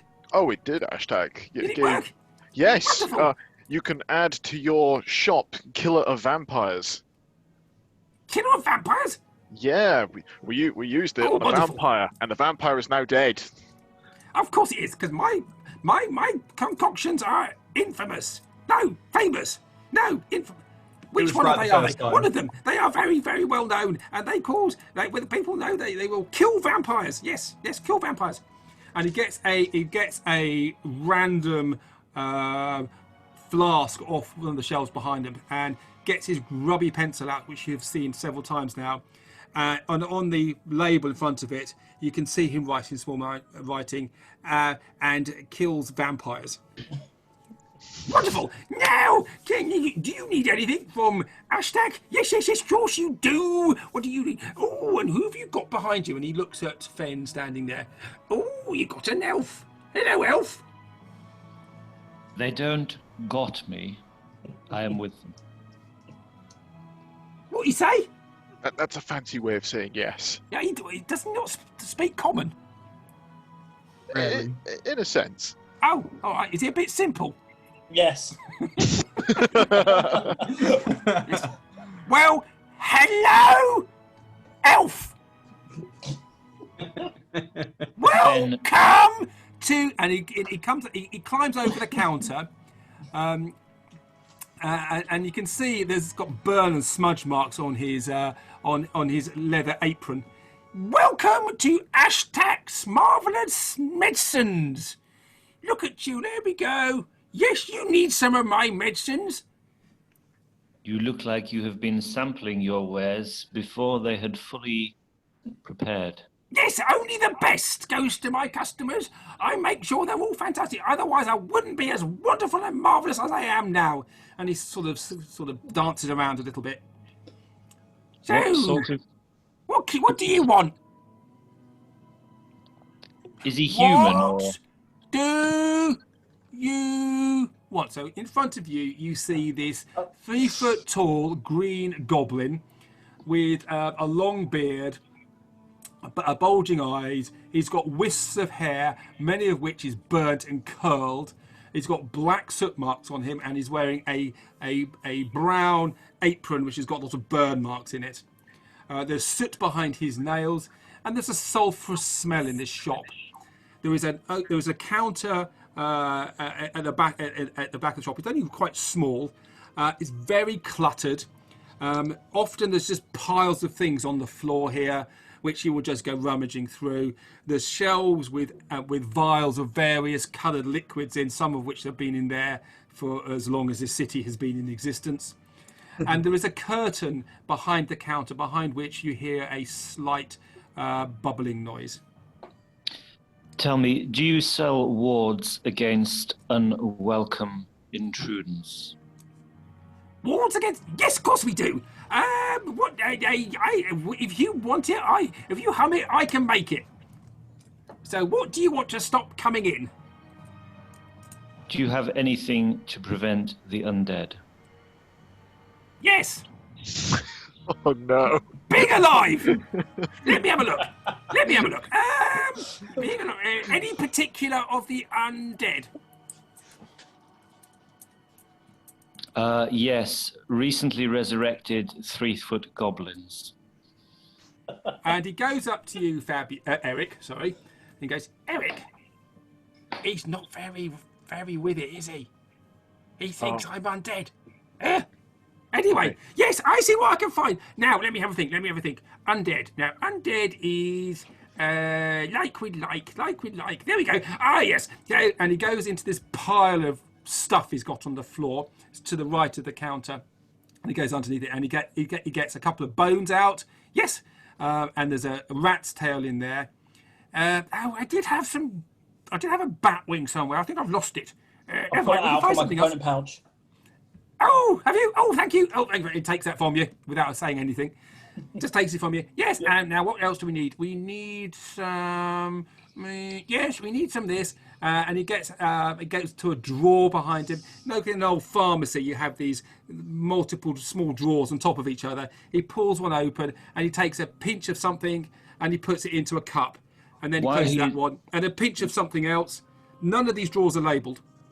While he is doing this, I will use Yes. message to message Fabius and say, does this goblin actually have the capabilities of producing anything useful for us? Is that psychic, or do I have to speak? You can answer this message. My answer is no, but surprisingly, everything he gives us does actually work. That's because you've been lucky with your rolls. And he goes to another drawer, and he starts to sing. He goes on, yes, a goblin's life for me. Another drawer, and he lifts up his left foot, and you can see he's got no shoes on, and he opens the drawer with his left foot, and he reaches down, and he picks up another bit of something. We're not quite sure what it is. Puts it in his cup, and there's a whole lot of stuff in there, which is a bit random. Right, just bear with me. I will be 10 minutes. And this will be 100 gold pieces. Now, Eric, I made you something, and you ran away without paying for it. So I want the money up in front, first of all, please. I paid for it.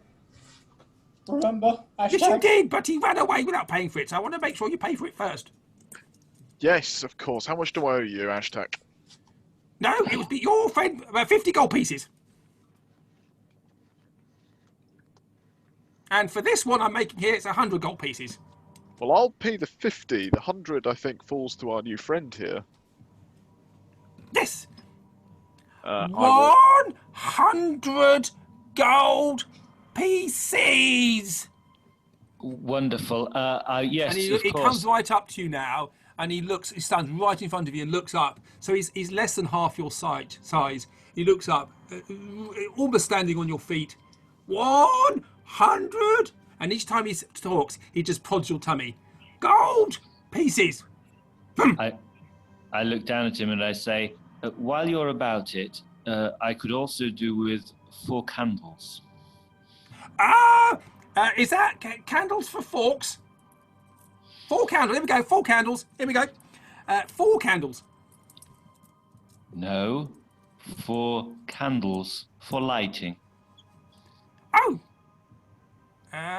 4 candles for lighting. And he gets one of them is new, and 3 have been half consumed, half burnt. 4 candles. Ah, yes. 1 3/3. Thank you. No, 1, 2, 3. Oh, Eric, he can't even count. He's having a very rough day, Hashtag. Be nice, please. All right. That's 1 3/4. That equals 4 candles. Well done. So let me just go and have you given him the 100 gold pieces, by the way? No. No. And until my colleagues tell me it's worth spending the money on, I'm not going to. One more put up 100 gold pieces and just lovingly smile at Ashtak. Oh, thank you very Little much, brother. Mr. Womble. You're always such a gentleman. What an intelligent and very sane person you are. Thank you very much. And he puts the 100 gold pieces into a pouch by his side, and he goes behind the curtain in the back of the shop. And so you wait there for about 10 minutes, and you can talk amongst yourselves if you wish. So seriously, gentlemen, why are we bartering with this clearly crazy goblin? He's not crazy. He's nowhere near as crazy as I am. Well, I Think of will it agree. as a lucky dip. That is a wonderful way of putting it. While Ashtak's a bit eccentric, at least everything he's given us so far has somewhat, occasionally works in a good way. The man's a genius. That Well, It's like That being at is home tr- here. Do you not think? oh, Anyone I else? definitely agree. I always think it's very exciting taking a bottle open and seeing what happens. Yeah, that's. While we have 10 minutes then, Mike, I would like to, as a ritual, cast Detect Magic to see if there is anything actually worthwhile or meaningful happening in this shop. Okay. So you take out your book and you start mumbling to yourself. And the rest of you see Fen reading his book and wiggling his fingers in the air and doing some rather strange stuff. And at the end of 10 minutes, your eyes go a slightly glowing blue. And you look around, and actually some of the potions and vials behind the counter, surprisingly, have a mild magical nature to them. Some Only some. are, not all of them, no, but some of them do. And just as you're doing that, there was another,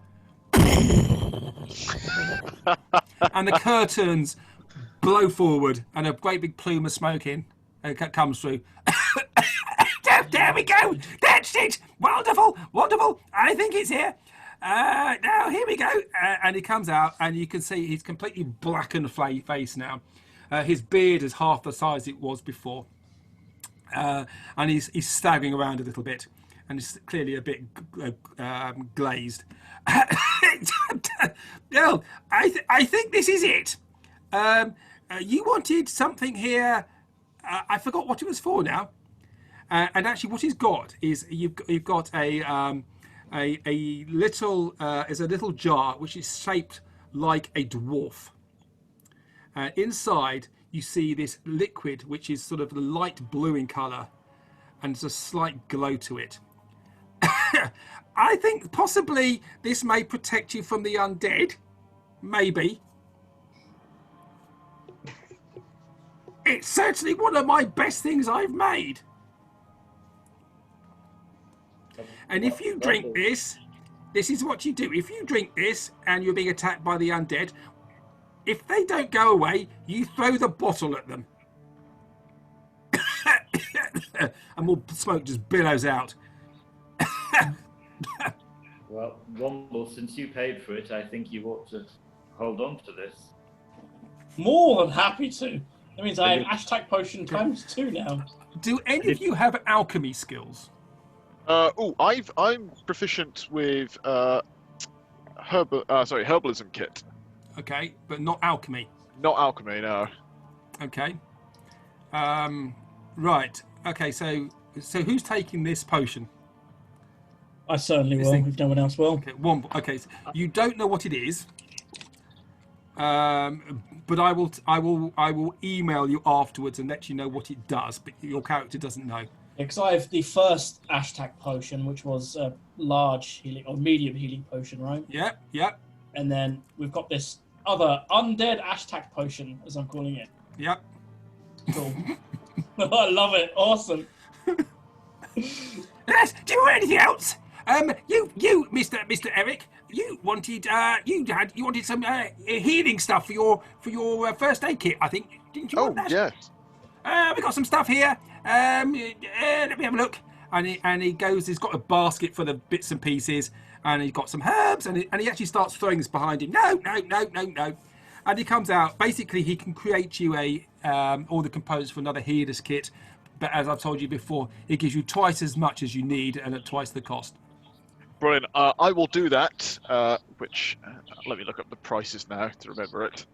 But I will throw in an extra 50 gold for a lucky dip. Oh, a lucky dip. Oh, do you want a lucky potion?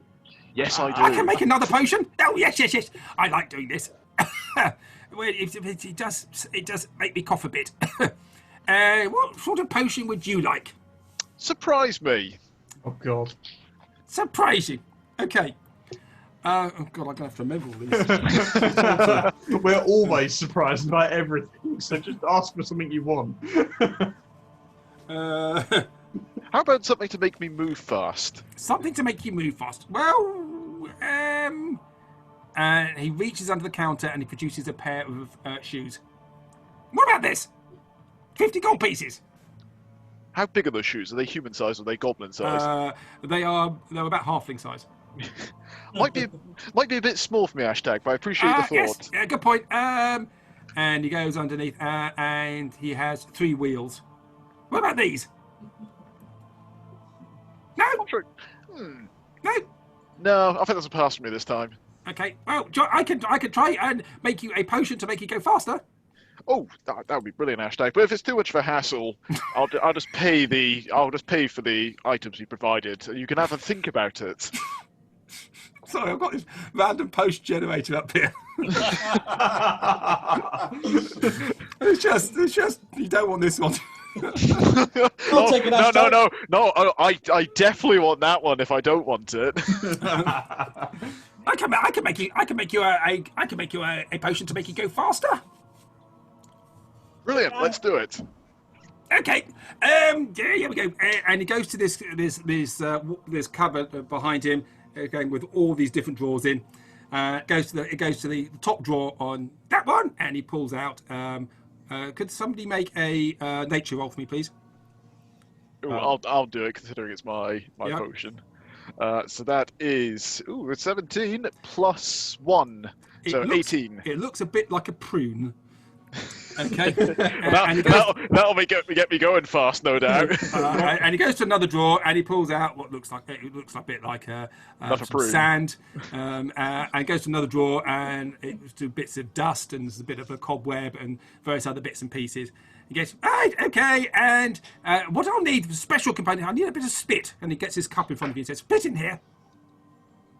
Why not? Okay. And I tell you what, one from everybody else. So he holds it in front of everybody. No. One will kind of save up a lot of saliva and dribble in it. Okay. Really deep back of your throat level. Like that. Oh, lovely. That's going to make you go really fast.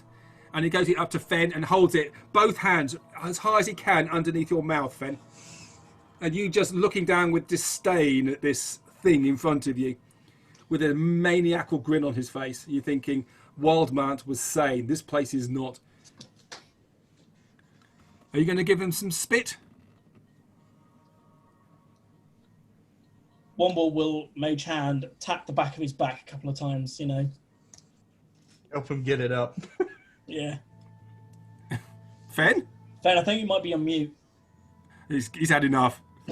Fen's had enough. He's walked back to the ship and just gone back. Sorry, I will reach into my pack and take a sip of water and then bring a little spittle forth. Okay. And as you do that, there's a poof, and there's a cloud of smoke on it. Oh, brilliant! Let me try this one. I haven't done this one for a long time. And he's clapping his hands together, really excited. This is going to be fun. I won't take long, just about another 10 minutes, 15 minutes, maybe. If I'm not out in half an hour, could you sort of come in and drag me out? Thank you very much. And he jumps back over the counter, goes behind the curtain, and you can hear the pumping of bellows and a cauldron starting to bubble. This, and In the time between, bit of this, and bit of this. There we go. Yes. Now, what do we need to do now? Where's my book? Here we go. Do that's this. Oh, stir it. Yes. I don't have any of that, so I'll miss that bit out. This bit, and oh. The curtain gets blown back again. So we love hashtag.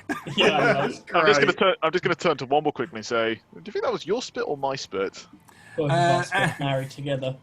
And you hear this sort of like, can anybody give me a helping hand? One more raise his hand straight away. And you go behind the curtain and you see this small room with this just lots of these glass flasks and things everywhere, all in random connections, and a cauldron bubbling away with a fire underneath it. And Ashtak's on the floor there holding in his hand a flask which is made out of bone. I think I've got it, but I'm going to have to close now because I'm not feeling very well. Yes, help. I will quickly run in and pull out the freshly gathered herbs from the healer kit and see if I can help patch him up a bit. Okay, he's just looking queasy. He's sort of soot covered, but he's just looking greener than normal. I think I'm going to be sick. I'm going to stand him up and say, "Do you have a outhouse?" No. I'm going to take him. And he vomits into the cauldron. Ah, that was the missing ingredient. There we go. Thank you very much. There we go. Why would I need an outhouse? I don't know. It's a very good point. And he gets his bone flask, and inside you can see there's this liquid which is like coral orange in colour, and it's a slight bubbling to it.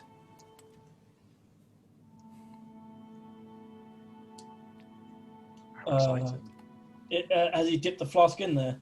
Yes, he has. Yep. He's just holding it. He says he proffers it to you and says, "I'm going to close that. There you go. Thank you very much, Mr. Eric." Thank you. I reach into my pocket and pull out 60 gold pieces for him. Thank you. Just leave it on the counter. And lock the door on the way out. You sure you're okay, Ashtak? Can I get you anything? Fine. I don't normally make more than one potion a week. I can see why. Yes. We very much appreciate it. Ashtak, I have something to make you feel amazing. And if you allow me, Ashtak, and I'll touch him on the shoulder and try and cast haste if he lets it. Okay. And you touch him on the shoulder, and he goes, "Oh, I'm feeling very sick." What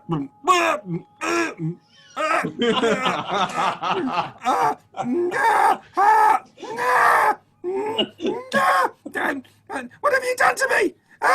And he starts running around the room like a maniac. And he goes, I need something to drink. And he runs to this trough of water at the back with a cup, and he runs past it, and he overshoots all the time. Now, what have you done to me? And because there's a lot of exploded stuff on the floor from the cauldron, there's a lot of liquid on the floor. He keeps skidding and falling over. Oh, just go. I just need to go to sleep, I think. And this haste wears off, and he just sort of collapses exhausted. As we leave the shop, I will grab Fabius's and Jordan's hands. We could spend the entire game just shopping, couldn't we? Yeah, definitely. Of course, yeah. So I'll grab both of their hands and try to start to form a semicircle, and hope the other part of the group form a semicircle around Fen, and start going, "One of us, one of us, one of us." You turn to look to the left. You look right again. Then Fabius is standing next to Fen as you're doing this. So you're both in the middle, and I'm not holding anyone's hand, and there's a gap. So our minor illusion are tiny Sir-fetched, and just go, one of us. Well, no. The really weird thing is, you can still feel my hand, but I'm standing across the room. Whoa. Almost weirded out. Oh, right. It's been a very exciting day so far. Should we go check on Bazir? Ugh.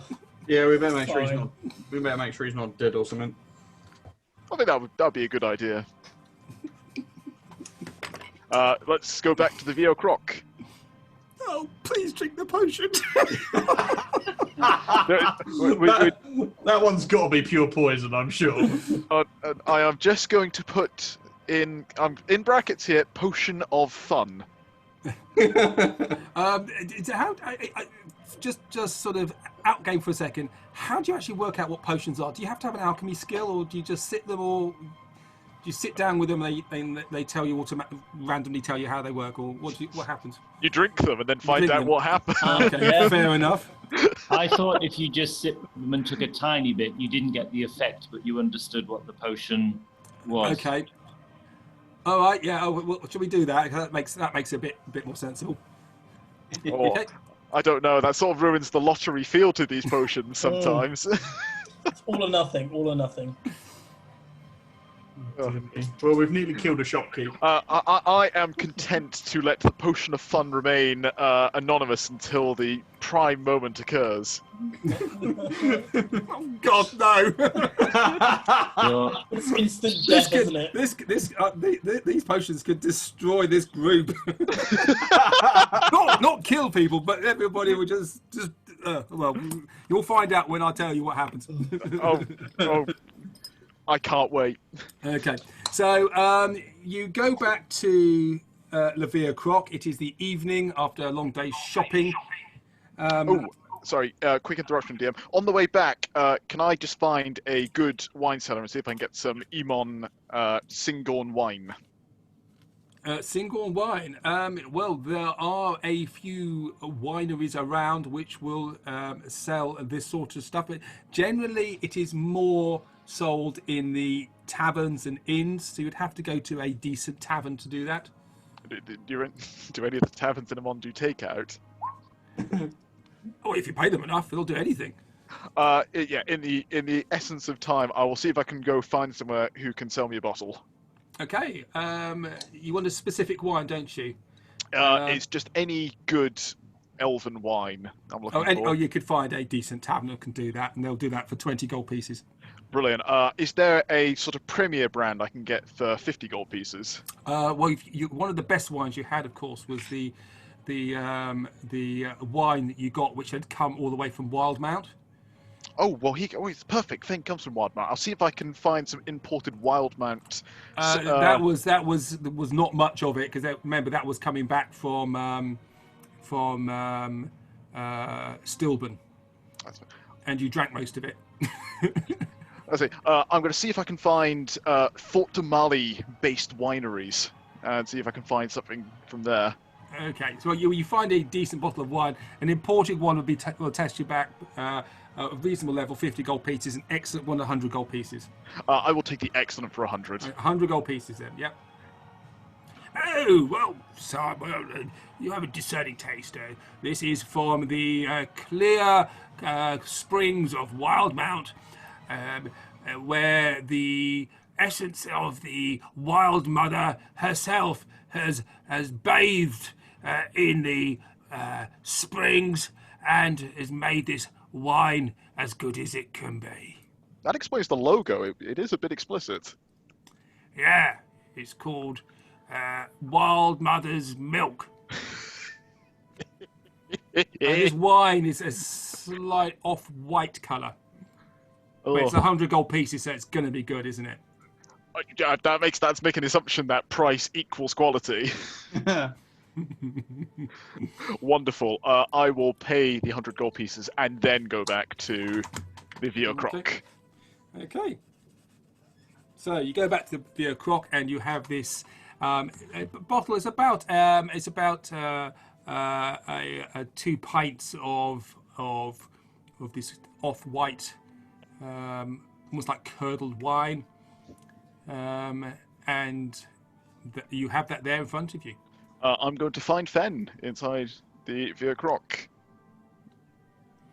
Okay. He's around and say, I do forget sometimes that you've only joined us recently, and yes, it is like this sometimes. So I've brought you a little something from home, and it's just a sort of official welcome to the group. Okay. So Fabulous. Fen, you're proffered this bulbous flask with this off-white liquid in, which looks slightly curdled. Could you make an intelligence roll for me, please? Okay. Or a nature roll? Bear with me. Mhm.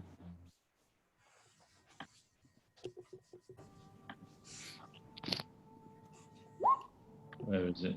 There we are. 14. 14. You're not sure what it is.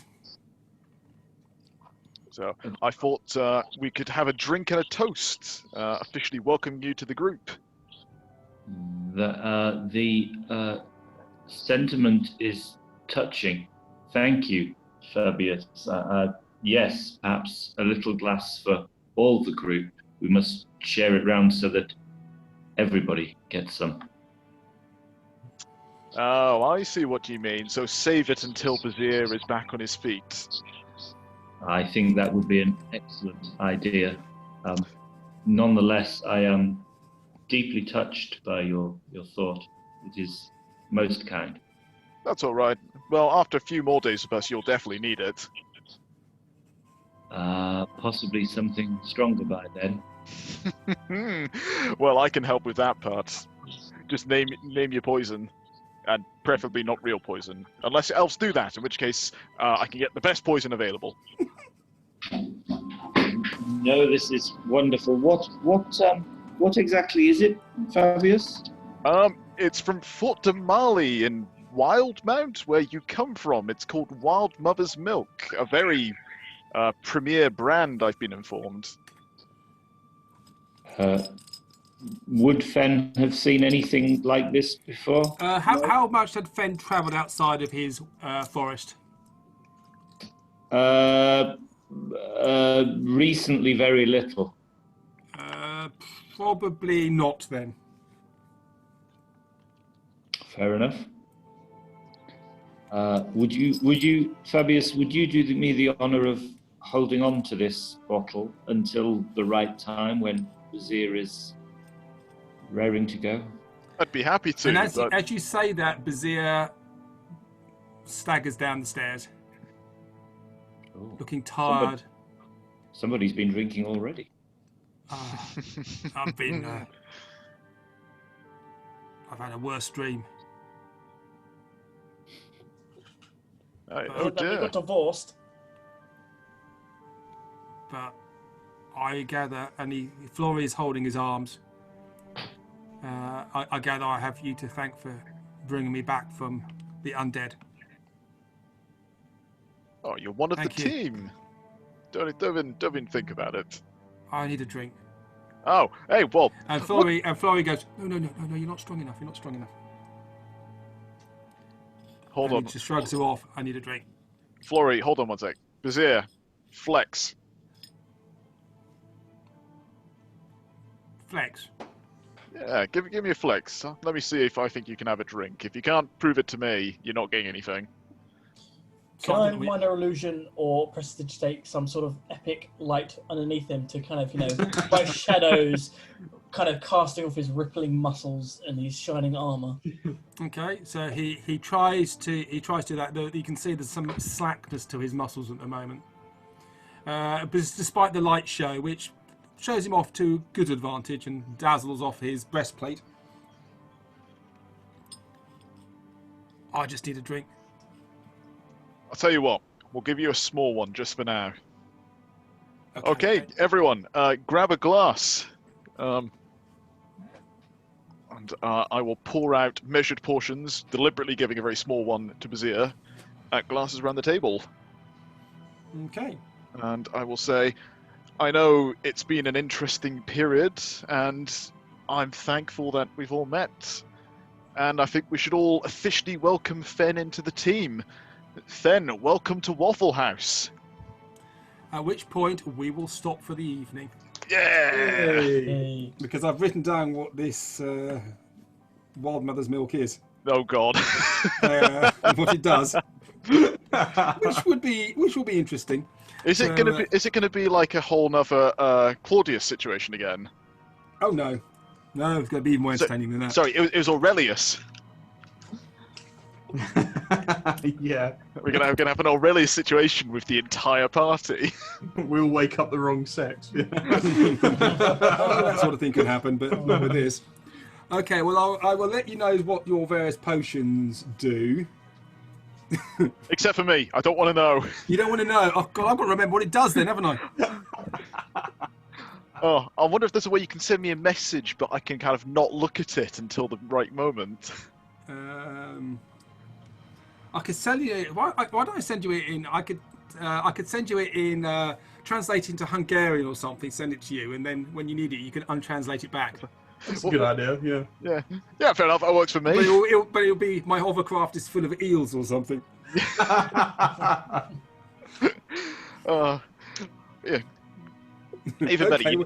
you need one of those government secret service black pens where you can cover it all up until the right moment. Where I get Absolutely. the revealing pen, and then suddenly I find out what happens. It turns out it was just poison. Yeah, it's just poison. I've just drunk an entire potion full of chlorine. Yeah, exactly. Who was it who just decided to drink a potion in our last adventure?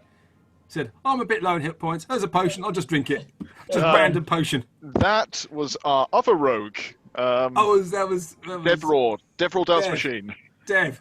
Yeah, we just got out of a battle, and he had like 2 hit points, so there was a potion which was sitting by on a shelf the entire battle, so you just grabbed it and drank it, and it was all poison.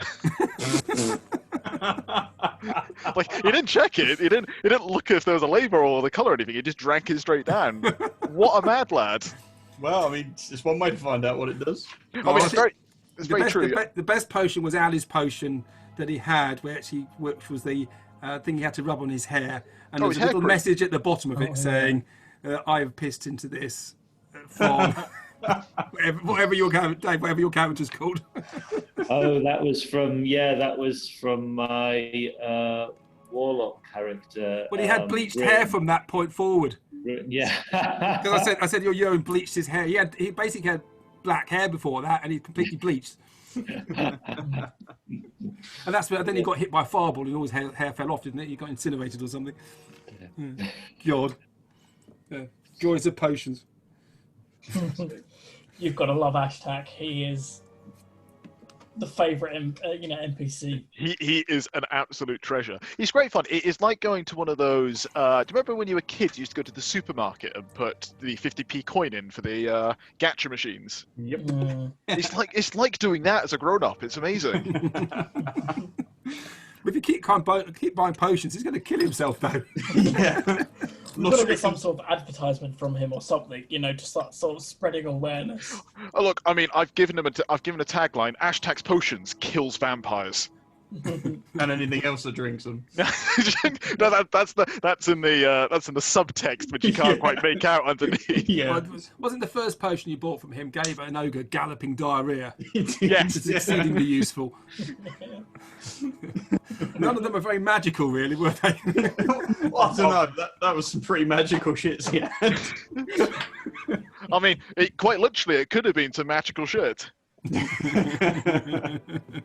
it and then he was getting told off by Aunt Haggy for making a mess on the floor. You guys were just kidding yourself laughing. Yeah. so funny. I mean, this is the same time where I can't remember what animal it was, but you turned into like a tiger or something in the middle of the street. Yep.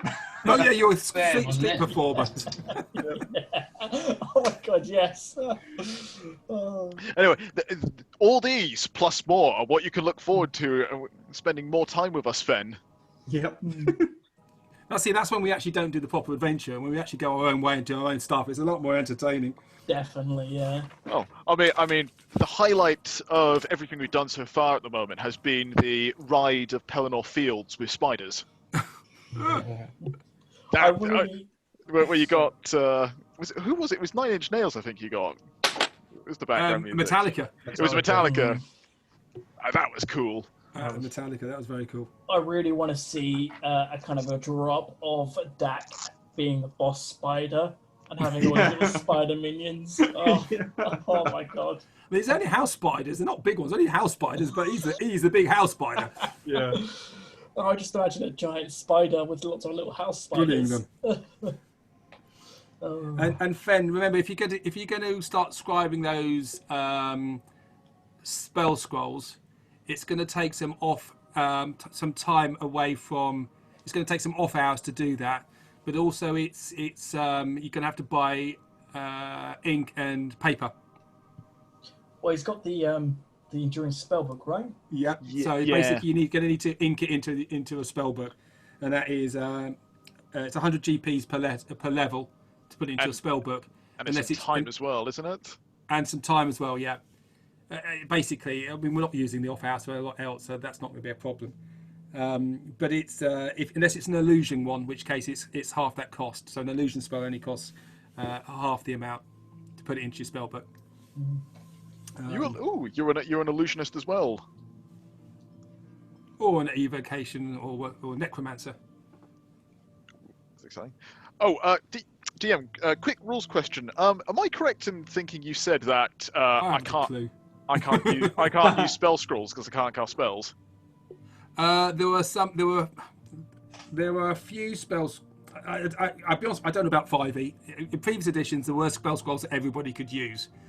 I think you have to be able to cast that spell in this edition to be able to use that scroll, even if you're not high enough level. Unless, of course, you've got your thief ability where you can use any equipment that you want.